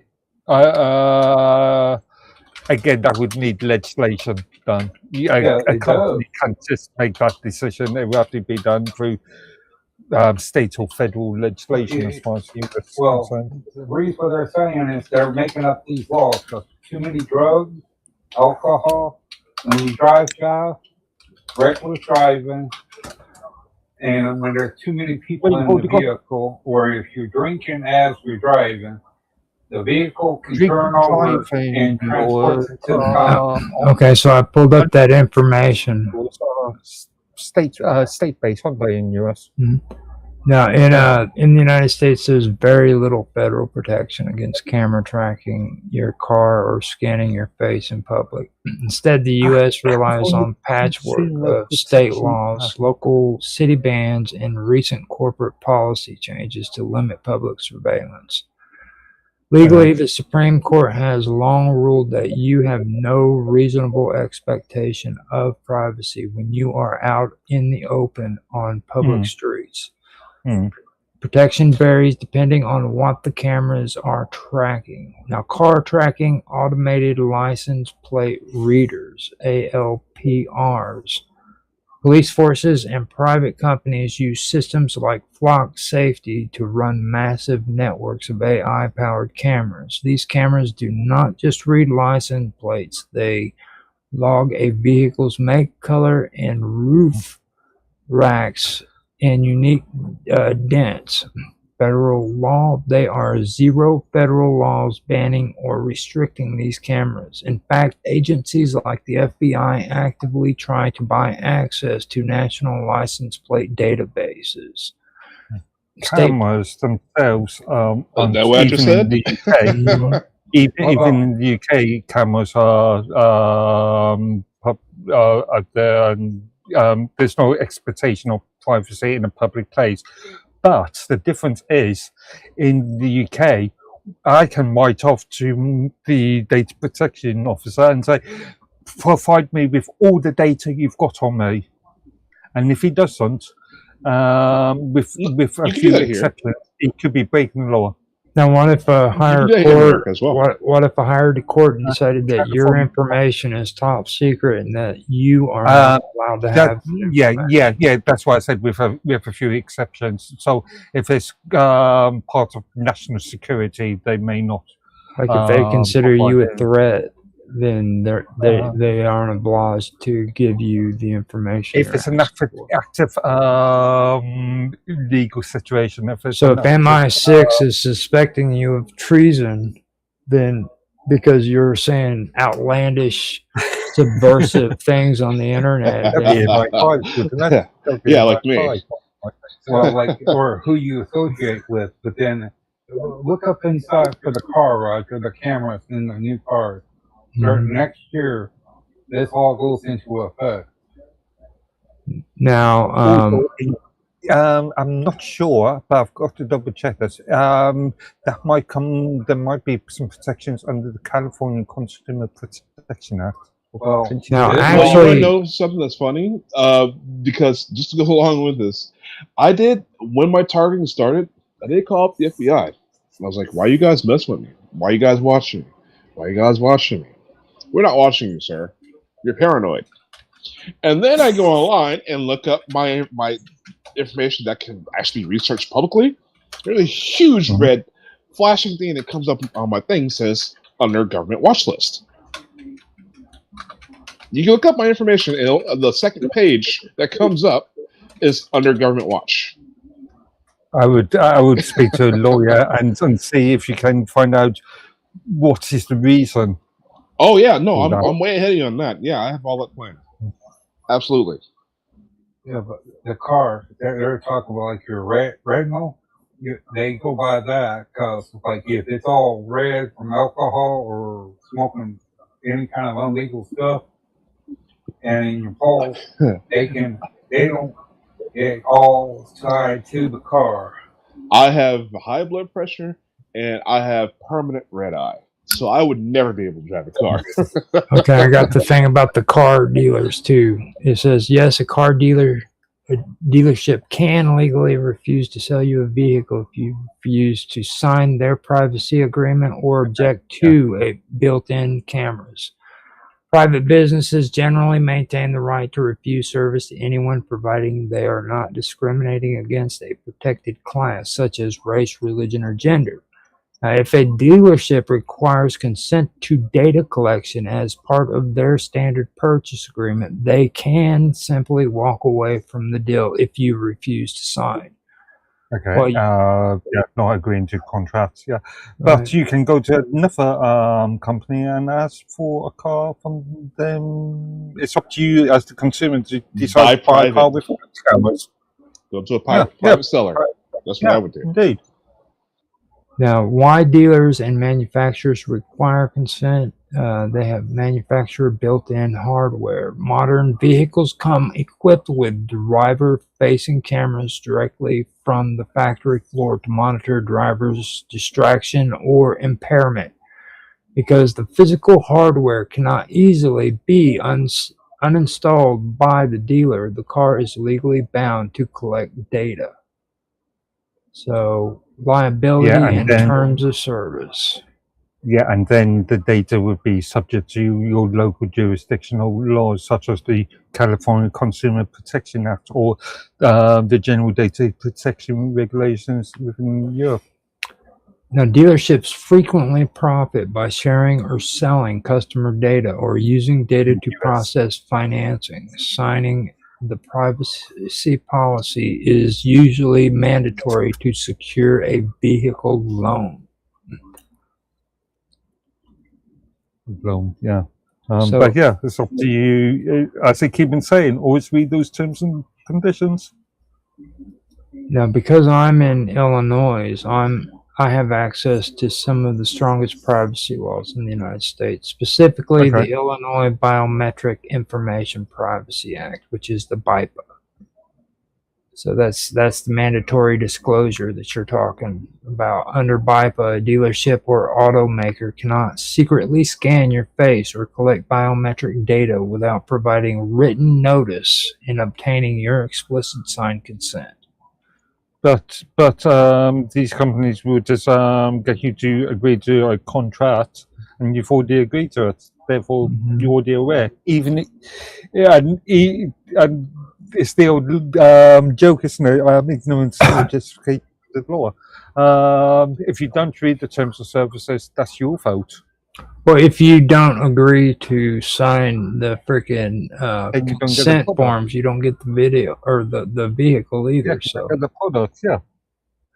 So you're kind of screwed out of the deal. It sounds like again. It sounds like again, 1984, man. It sounds like freaking There are plenty 1984. of other automobile companies out there. So why can't people have the privilege of owning those less than 1 year old cars that freaking don't have freaking cameras in them? Hold on. Does this go for, like, if you go to a car lot and you buy the vehicle outright? Let's say no payments. You buy the vehicle. You don't owe anything with it. No payments. Do you just pry the cameras out and you don't get in trouble, or what? I know BMW has done this. BMW, even for the outright sales, in certain circumstances, put a yearly subscription contract. The joke about, I think it was BMW cars and heated seats. If you remember that one from a couple of months ago. Yeah, so even if you buy a car, you might have subscription fees for, I don't know, special little features like hair conditioning or coffee mug or something. Or something. And then they can what? They can kind of repossess the vehicle? No. Or you go to prison or something. In England, you can go to jail for freaking tampering, or if you don't. The right to repair thing is something that's been going on there for quite a long time. Actually, it was a couple of years ago. I think 2 years ago. Must be 4 years ago now. just before the pandemic. There was a law in the UK, specifically UK, in relation to repairing your own white goods, so fridges, kitchenware, sort of things, fridges, freezers, that sort of thing. I wonder what they're going to do with the vehicles. That's actually a good question. So, Well, they already brought that up. Old vehicles that don't have it, well, before you can go get your new license or sticker, they have a place that you got to go to where they can install all that into the vehicle, and it all runs by that little black box. There was a bill going through the EU, must have been a year ago now, and I've not heard anything about it since, in relation to firmware subscription models. Firmware subscription contracts. I don't think it has got anywhere, as far as I am aware. But hey V, but what they were talking about this car, like if your heater, your heat warmer, odds and ends that they put in, well, they have a deadline for all the things. In 6 months, it could discontinue and shut down. Okay, and by what they're saying is okay, after that now a time, you have a choice. You have to pay for a fee, monthly fee, for each of the things to be turned back on. Yeah, I've been, as everybody knows, I'm a fan of Lewis Rossman, YouTube commentator. That also is domestic IT repair shop for decades now, mainly dealing with Macs, Apple Macs and stuff. And he looks at, he talks a lot about all of these devices that either the subscriptions, the so-called cloud servers have stopped working, therefore the device itself doesn't work anymore, or the contracts have changed and all of your cloud services are now being paid, now expected to be paid for. Before Amazon bought the Ring doorbell company, Ring did this by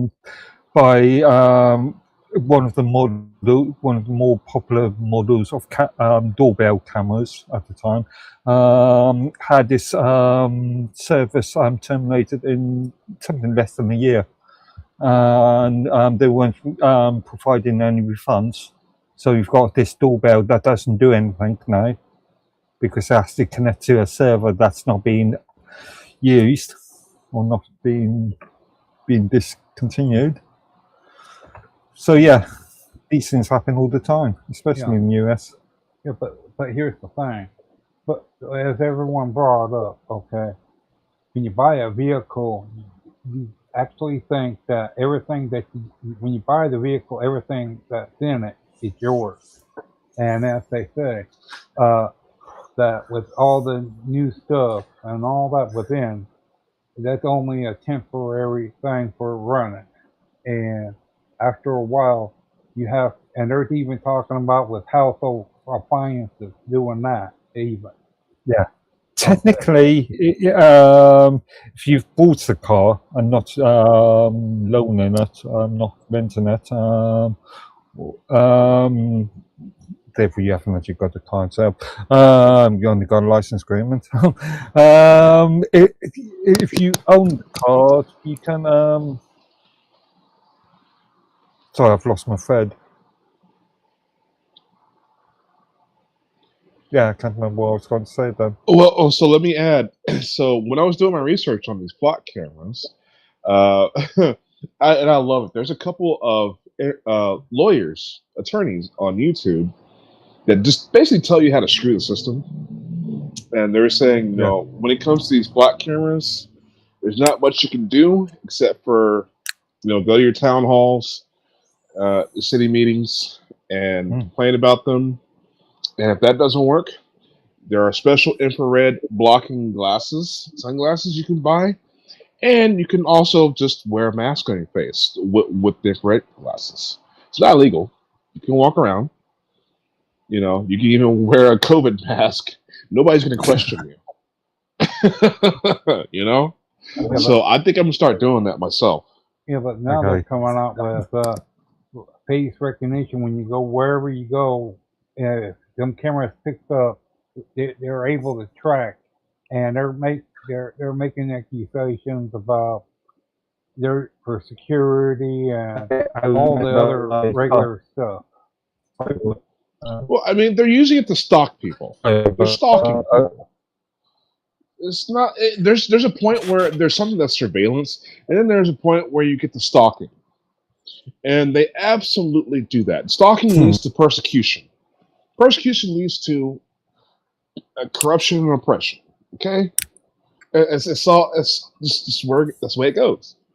And Yeah. these people are not mature enough. We are not evolved enough as a species for this power not to be abused. Just like any power we've given the government, it's always abused. Well, it's not so much. Yeah, but it's well. Here's the thing: it does not have to be Sorry. government, but high people. Just want to,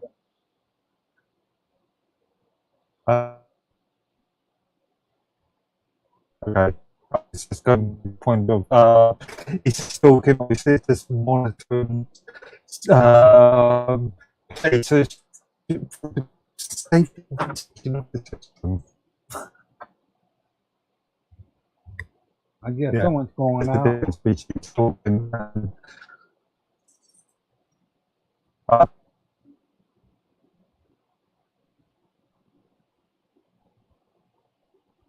Can you hear me? yeah.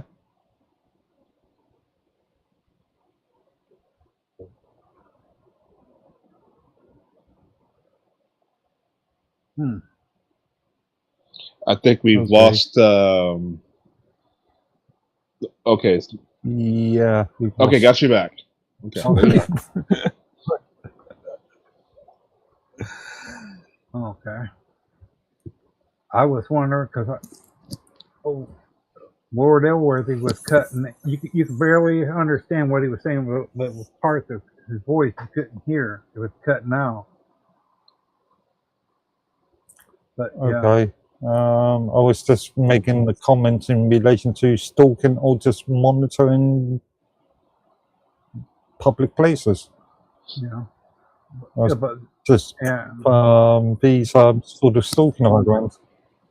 but they were talking about like them cameras in the vehicle, and they even Yeah. mentioned about how it locks onto your eyes. They do that a camera for the driver. Okay, and I'm thinking now, what is the thing of if you're an FBI agent or any government office, okay, and it's the thing that certain things should not be known about, where information can be leaked the wrong way or corrupt.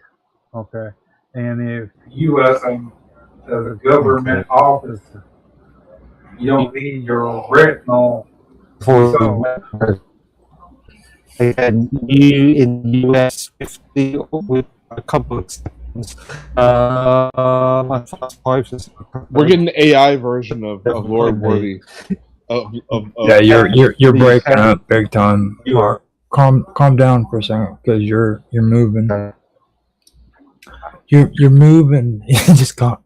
You know when your audio your audio is breaking up. You're turning into like that.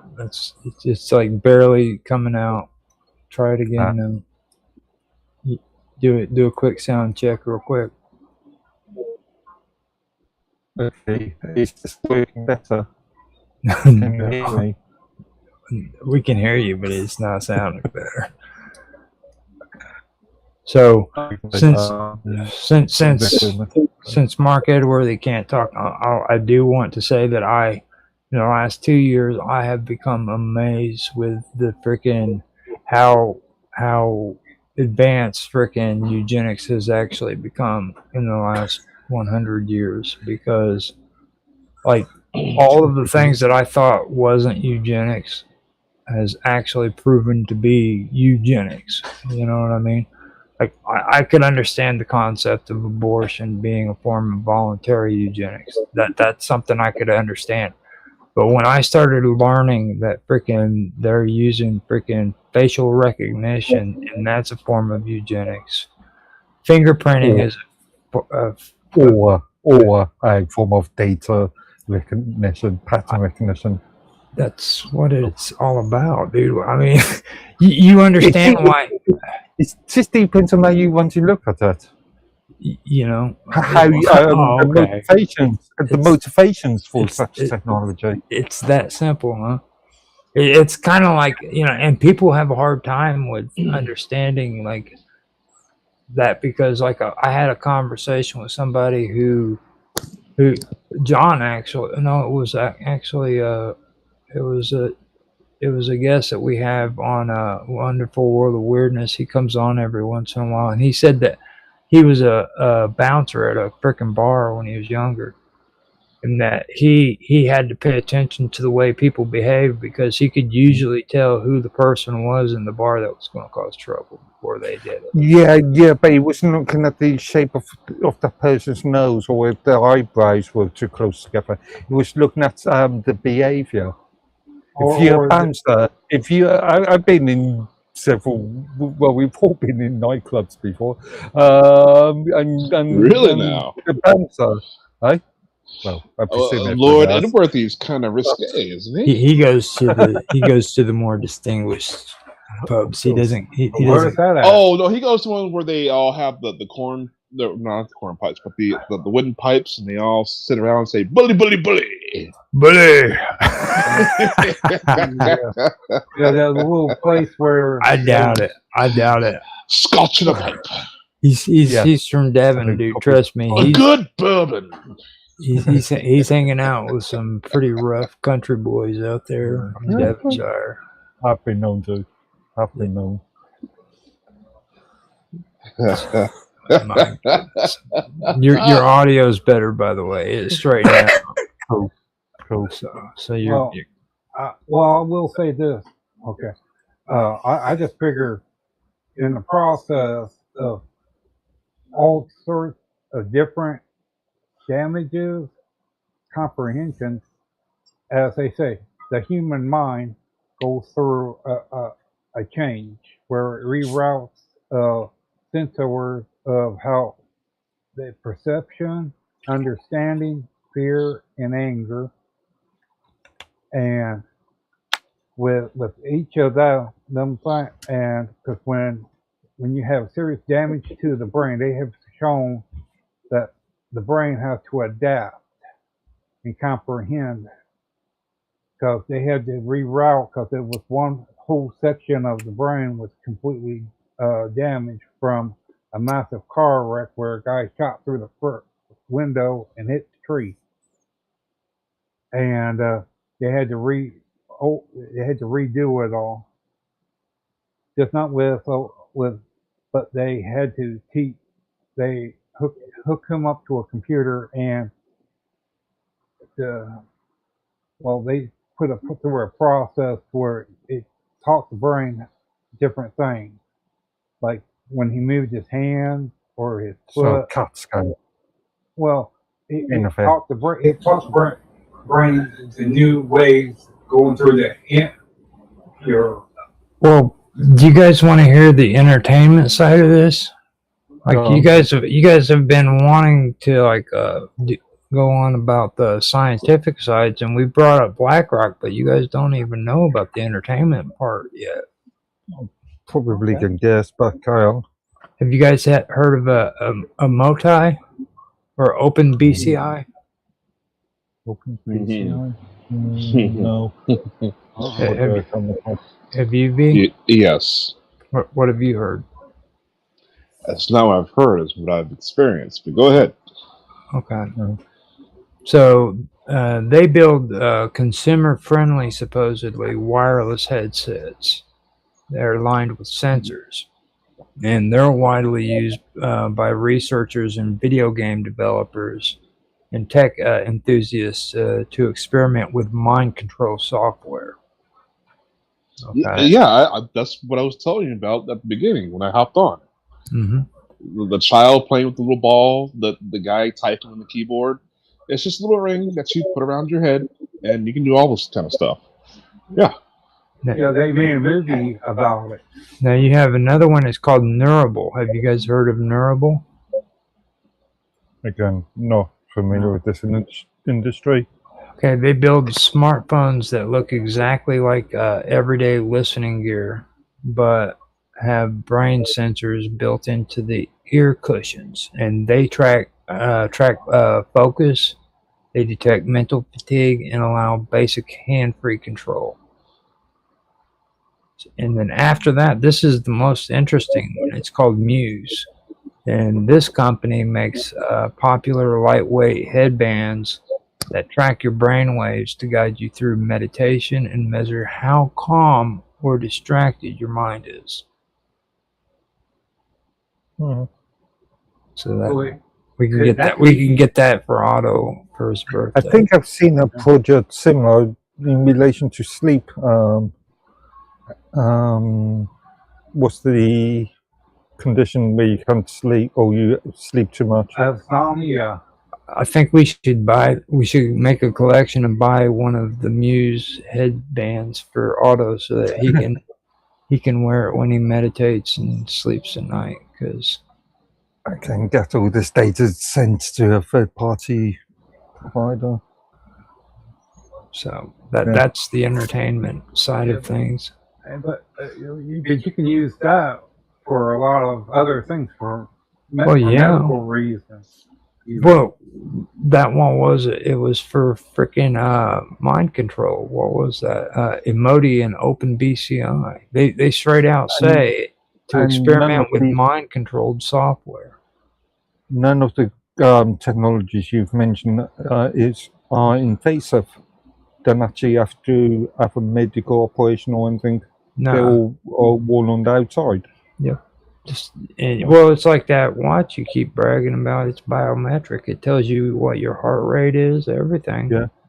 It's literally Yeah. creeping up into your brain and sending data off to a third party. Right. You know. Be interesting to see if any Bluetooth earbud manufacturers are bringing in this sort of technology. Well, you know Or glasses, the Ray bands. I'm glad you mentioned that because I just realized here recently that for me to use what was it? It was for me to use freaking the video game thing. What's that called? It's Ubisoft. To download something for a video game, I have to have a Bluetooth freaking connection. Why? I don't know. And Vector is the same way. If I want to sign into Vector with TAN, I have to have a Bluetooth connection for a VoIP. No, you can disable. I can't find my phone. It's up there somewhere. I'll have a look later. Well, I've always been suspicious of Bluetooth. I think that's one of the most suspicious. Well, I use Bluetooth every day. I've got, Well, I know yeah, I've got a small 8-inch computer. I've got a full-blown Bluetooth keyboard and mouse for it. I wear Bluetooth earbuds every day. I just find it suspicious that there's some of these devices you can't use without Bluetooth. You know, Low power. Well, it's just a low-powered communication network. Well, maybe it's the phone too. Like you can't use the phone to get on to freaking Jitsi. Probably it could be something like that. So they got Bluetooth phone as I well. don't think so. So if it's only got a Bluetooth phone, But see, the thing that's so deceptive about that is they claim to be open source, but they still want your information. They still have to have access. So the product might be open source, but the again, you have to read the terms of service agreement and privacy. They're conniving data stealers that want to. No, they're not stealing. You are just gifting it to them. I'm giving. You're providing it to them. I should Well, say. no. It is misleading because if you're not providing, if you're not benefit from it, but they are. Well, you are benefit from it. That's the whole You thing. own See, nothing, and you will be happy. that's the whole thing. That's the premise they're saying. They're saying that you're benefiting with your benefit is the fact that you get to use that technology. So if you want to use that technology, you are forced into using Bluetooth. That's forced consent, and that's what I've had my No, it's not issues. enforced because if you've still got the opportunity not to use the product. That's the thing that you stand by, but this is something that we've also had conversations on when it comes to stuff like YouTube, and they're freaking changing the goalposts. You know what I mean? Or Like, better still, what happened just last week in relation to was it Sony and removing games from that you've already bought license for just in last week or two? Yep. Yeah. And you start seeing that kind of stuff, and then like now with this whole change that they're doing with freaking YouTube on AI, okay, like this right here is big, and I've been listening to some of the content creators who've been chiming in on that, and they're phasing out a lot of the freaking people who are doing monetization, because now they like they're going to make it to where monetization is still going to have people who like have 1 million freaking viewers and stuff, but everybody who's got like 150,000 subscribers. They've increased the minimum wage within the last week or so. Yeah. Double the amount. They're phasing them out, you know. 8,000 per before per. I think it's 8,000 subscribers and at least a minimum of 100 views per month before you can start monetizing. I think now. See, that's all. That all has to do with telekinesis. Yeah, and that's something. Telekinesis and your health. When a person does enough of it, doesn't it lower how your body functions, your health wise, your energy. Well, see, you pointed that out earlier with that woman. Yeah. Now, see, you also have to take into consideration there's a difference between mind control and freaking like physical things like magnetism. A lot of the stuff we're talking about with the technology is the technology they found when it came to like the alternative stuff. Like they didn't actually find proof that mental control freaking was real, but they found out that electromagnetism was a big deal when it came to the body, which didn't have anything to do with mind. It just had to do with your physical body has an electromagnetic current that they can manipulate.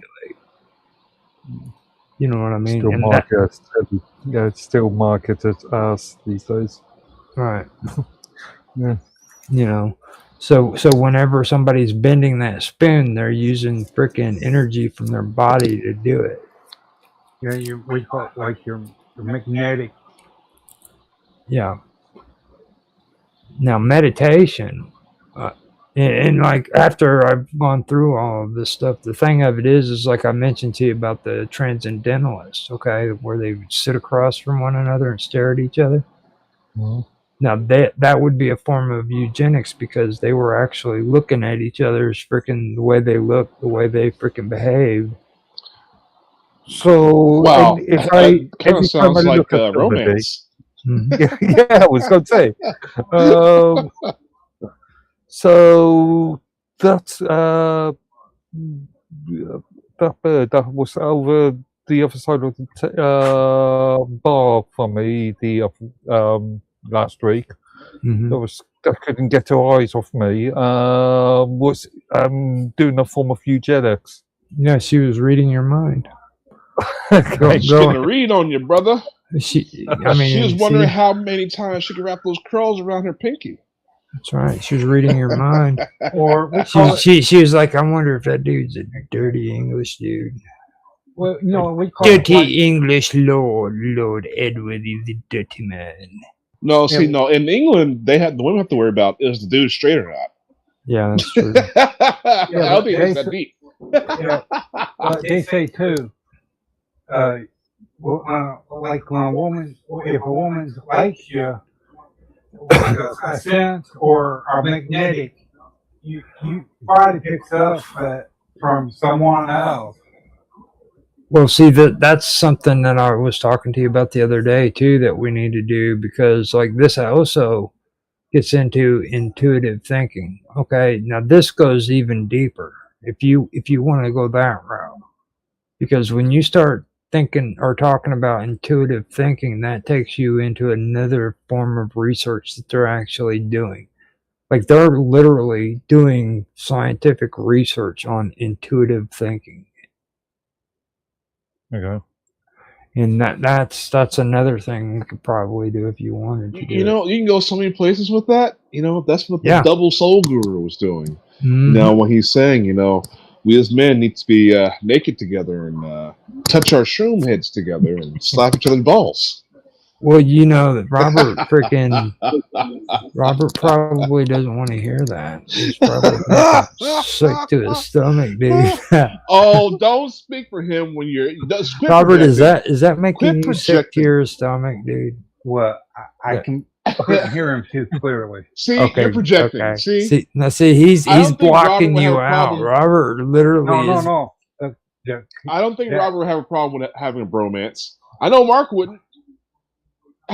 Well, it's all depends on who with. I think V's trying. I think V's trying to come on to one of us. I just don't, You know what? I don't know can't- which one. That's the scary It's a hard part. choice. I haven't seen Robert, but you know I love that bald head of yours, and then those curly cues over there. God, you guys make me so confused. Wherever. I would feel complimented if it wasn't coming from V, dude. He's No, but like your field. They say your field. Everyone, if you're sat next to someone, like harmonics. harmonics. Yeah. Magnetic attractance. Well, you know, there's books on that kind of stuff. Harmonics too. Yeah. Well, I mean, there are books like that tell you how to make yourself magnetic to women and all this other stuff, and how to change your energy and make the universe kneel to you and all that stuff. Yeah, I mean, theoretically, I mean, it's overinflated, but theoretically, all this stuff is Yeah, but kind of like, true. Yeah. But, I remember all those 90s self-help books as well. Yeah, I bet Yeah. you did. And see, that's the thing that I keep trying to get at when it comes to having a conversation with you, Robert. You got to kind of watch what you're taking in, and you know what I mean, because there's a lot of freaking deception out there. You know what I mean? Like you've really got to keep hold of this stuff. Like, you know how you know a woman's interested in you? wow. She'll ask you to buy her stuff. No. Yeah, what's your credit card number? Yeah. Yeah. You know, but that's the thing. You gotta freaking understand that kind of stuff. It's not about mind control. It's not about telekinesis. Like that, they call that sex magic. Okay, and like the sex magic is a state of mind. Absolutely. Okay, it's not even magic. It's just a state of mind. You know what I mean? Psychology is magic. Magic is psychology. Yeah. Yes. But what I'm referring to is that when like hormones. That's sex magic. That's sex magic. Okay, now look at it like this. I've told everybody here. It's like I've told everybody here. I've been freaking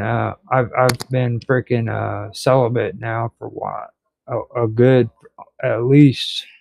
Well, I know I was 8 years sober when I went celibate, and I sobered up in 2003. It's 2013 minus 8. No, 23 minus 8. Wow, that's A long time. yeah. So at least 15 years I've been celibate. Now I Okay. can have conversations with women and actually get along with them, and the reason for that is because they know that they don't have to freaking worry about sex. It's not an issue. Okay, so they're more comfortable. But if somebody who's not celibate has a conversation with them, they feel that feeling where I got to watch what I have to say to them, because if I do, they're going to get the wrong idea. And there's also the flip side of that. When you simply, when you're like me, and you look at them, you don't give a damn. They Right. get thirsty. Yeah, they get thirsty. That's the second part that I was going to mention, because Yeah. that's what happens. All of a sudden, you become a person of interest because you're unobtainable, and you actually talk to them. Like you don't. You gotta become unattainable. What they call it, unattainium. Yeah, that's a new metal they put out. It's called unattainium. We wear it around our junk. Yeah, I got a Prince Albert with one of those. Oh, Florida, where you guys giggle out of that.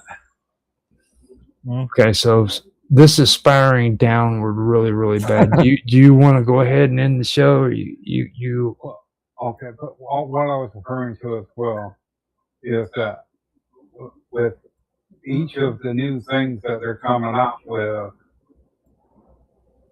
and is it able to enhance other things like medical, different types of medical, Mm-hmm. and wait for Now, I do. I before we end, I probably should mention this to you. I do have more information that we can do another show on. Now, a lot of this research also goes into corporations like or actually schools like the Monroe Institute. If you want to check out that, we could do another show on that later on, and that actually goes into a lot of the stuff that you're talking about. So, I mean, it's up to you, Robert. But I can pull notes up like we've done here, and we could have a show about the Monroe Institute. yeah, it's all right. It's all right with the other two. Have you guys heard of the Monroe Institute? Yeah. I do some refresh on that. How about you, V? V went dark. He got upset because we turned away his passes. He tried to do funny things to us. I'm not going to comment. No. I was talking to my wife. Okay. My wife. Have you ever heard of the annoying. Monroe Institute? Yes. Okay. Would you be interested in coming back for another episode concerning the Monroe Institute? That depends on when, because I need to let my phone charge up some more. Well, not right now. I mean, but later on. Sure. Because now this actually, the stuff that freaking I've been checking out for Robert has brought up a lot of different subjects, and it's weird because it all connects to some of the stuff that I've been doing too. So I'm actually kind of interested. I was hesitant about doing this telekinesis stuff because at first I was thinking, it was just a bunch of hoppycock, which a lot of it I still believe is. But then I started doing this stuff, and I was like, "Whoa, dude! This actually goes a lot deeper than I thought it did." So I'm game. I'm just thinking. Thankfully, you didn't invite Mr. Robot on this one. Oh well, Mr. Robot, he would. Yeah, that would be interesting. He would have That's wrong. mentioned. He would have mentioned freaking Atlantis or some shit. Everything ties to Atlantis in the kingdom of Mu. Okay. The great battle between Mu and Atlantis. Well, fried telekinesis. Well, see, according to him, Atlantis and Mu were at war with one another over the control of the human race because the Atlanteans wanted to rule the humans, where the Mu, they wanted freaking the humans to be left alone. So there was a huge freaking battle between the two of them where they used their extremely powerful freaking abilities against one another, and that's why Atlantis sunk. I thought you were gonna say battering ram. I gotta get my head out of the gutter. Extremely powerful battering rams. Sorry, I drifted off there. I'm going all Oscar Wilde on this episode too. Goodness Yeah, gracious. you are. Shit. Maybe I got a little sugar in my tank. I don't know. We gotta go down to Key West and make a freaking statue for you. Just set it up right there on the coast of freaking Cuba. Well, it's turned to Sitting there holding freaking your arm over the side of freaking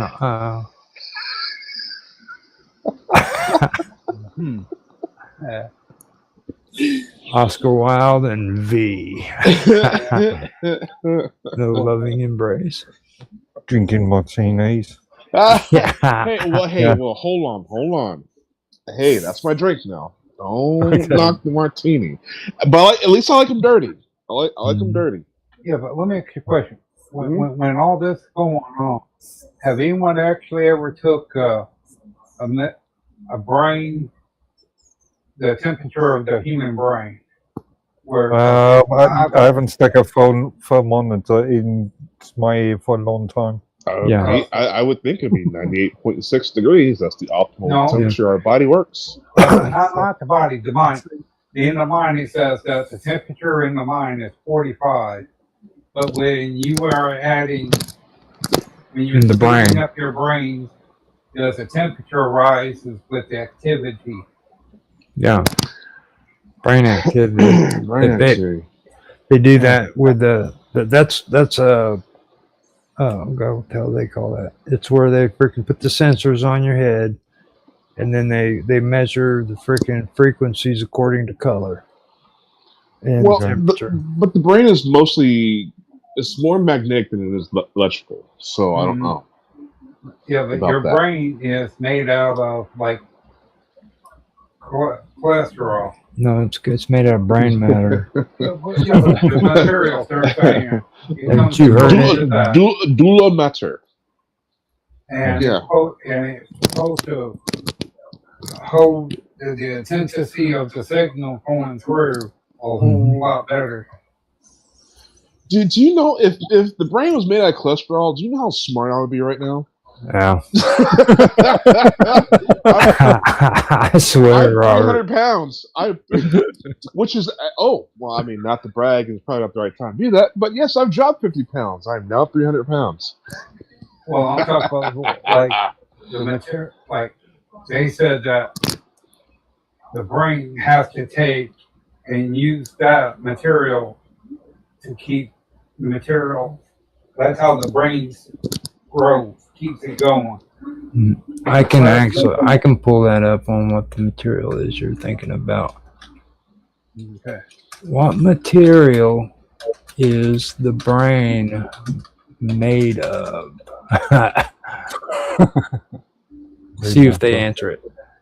To the surprise of many people, your brain is not solid like iron or firm like muscle. Physically, a living human brain feels very soft and squishy, similar to textures of soft tofu, gelatin, or cold butter. Chemically, structurally, the brain is made up of a mix of water, fats, proteins, and electrical wiring. Water, 75% to 80%. Fats and lipids, 10% to 12%. and proteins and carbohydrates 8% to 10%. So we have living brain tissues, neurons, and glial cells. There you go. What's a glial cell? Glial cell is 86 billion cells. It cleans up biological waste and holds neurons in place. And that Okay. is let me come back up here.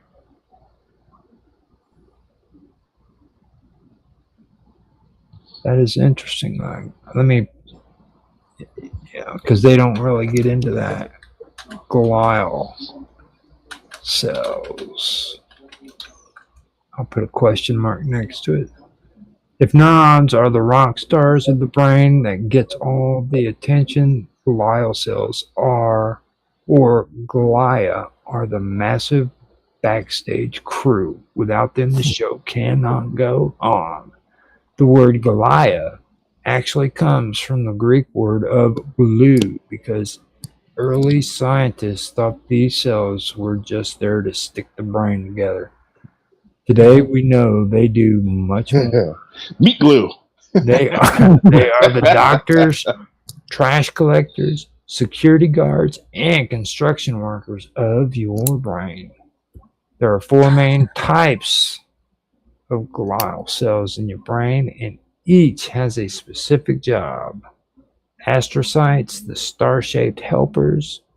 These cells look like tiny stars. They act as the brain's security guards and nutritionists. Feeding time. They attach themselves to your brain vessels to grab food, oxygen, and nutrients and feed them directly to the neurons. And what parts do they do the thing of for telekinesis? I mean, it makes you wonder. That would be the oligodendrochroatocytes, the wire insulators. What about any of the others?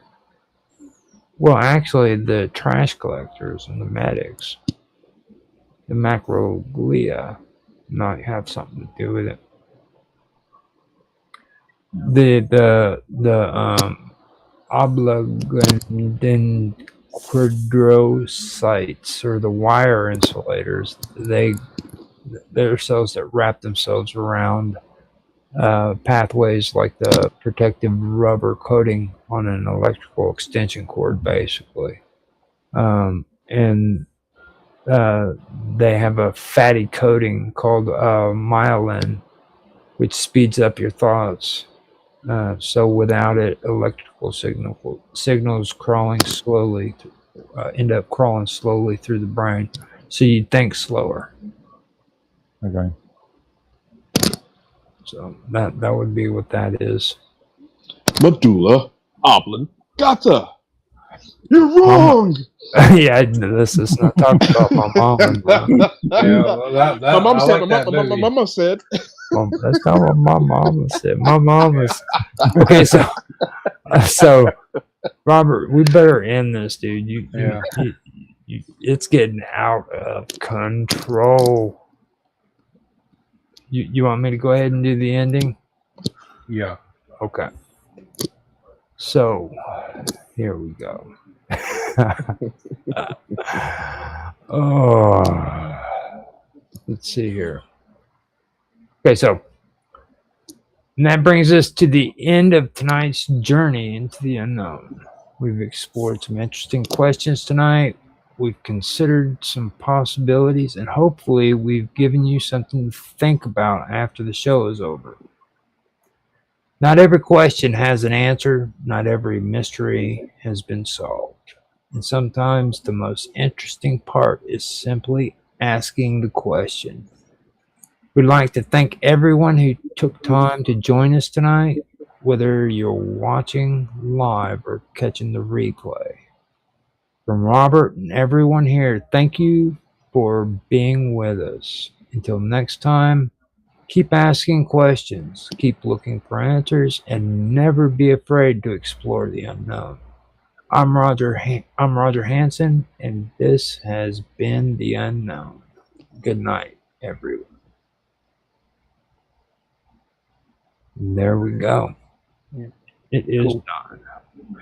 That was an interesting show. Yeah. My wife wants to know if any of you are gay. Why is she asking? Well, she she asked me, is anybody else married? And I said, amongst my podcast circle, I'm the only married one.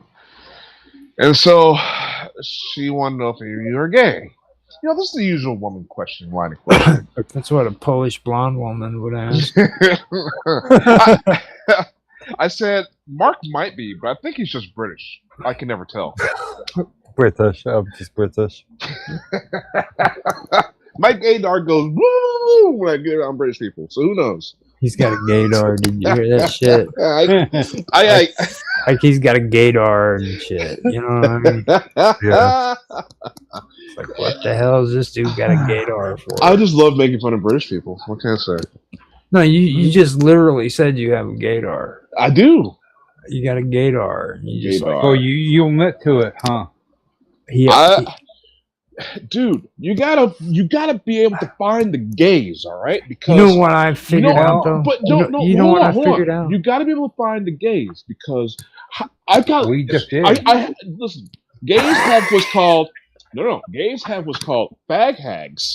Okay, Well, they guess what? have these huge groups of women that hang around them, and they're like bait, just like going fishing, and you just pick whatever woman you want off of the group. No, It's so easy. Let me point this out, and I mentioned this to Otto too. As a single guy, you know what I've noticed? What? It's hard to tell if a person is gay or if they're just married.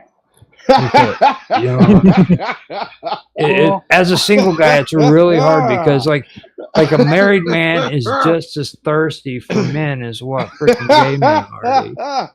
They get my homeboys. You're right. They get so saturated in that whole married life, dude, that they're like, man, I want to go hang out with my best friend. He disappeared like 20 years ago, but I'm still thinking of him. Dude, but the thing is, why I'm so happy to join your video game streams, I'm so mad at myself because, you know, you watch Gang Grumps, you watch Oni Plays, you watch these guys who play video games for a living and joke around.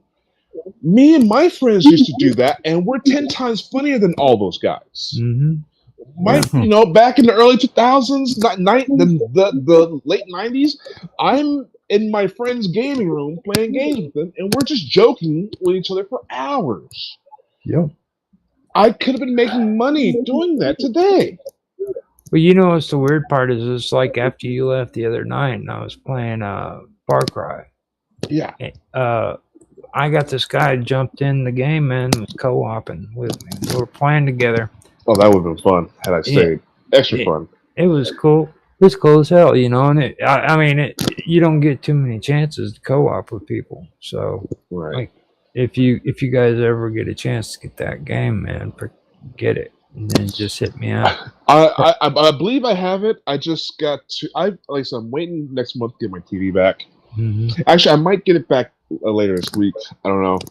I've had some money expenditures that I wasn't planning on, you know, spending, and so I mishandled money this month. So I'm kind of broke, which is why I was donating plasma yesterday.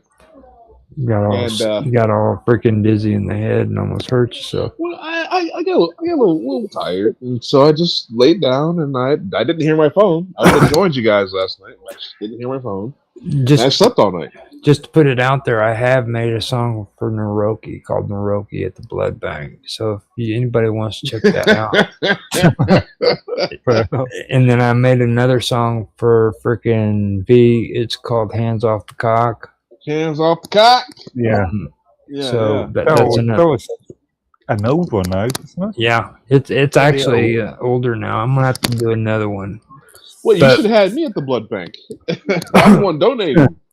Well, the thing of it was, it's hard finding good names to put on a song for V because, like, I had to say freaking Big hands off black the cock, you know.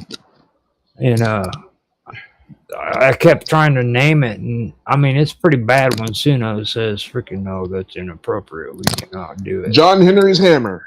You know. And I was gonna name it V's Big Black Cock. You know. So, but it was like, no, we can't do that. You know, because I mean the song was even about like freaking well, what it is hands off the cock. This big black cock is coming up on the back of a truck to a farm, and all the blondes are lining up on the fence line waiting for him. You know, because you know chickens have you have the cock and then you have the blondes. That's what the song's about. You know what I mean? And it's like they just took it way out of proportion, like it wasn't good. Well, I tell you what, my little blondie, she can't keep her hands off me. Mm-hmm. I literally have to bat her away just to have some peace. That's horrible. So we've got the video recorded, Robert. I'm gonna go ahead and end the stream. Everybody's being recorded right now, so snap! We got like an after show for everybody to enjoy how we talk behind the scenes. Well, if you're gaming tonight, let me know. All right, because I would definitely like to join in. Now I actually did start doing Halo Master Chief's collection. If you got that, I have that. Yes, I did. Okay. So what I think I'm gonna do Monday, I'm gonna go. Okay, I gotta go pay a retainer for my TV, and yeah. So the following week, the following couple days, I'm gonna get my TV. I'm gonna figure out where to put it in my new room. I don't know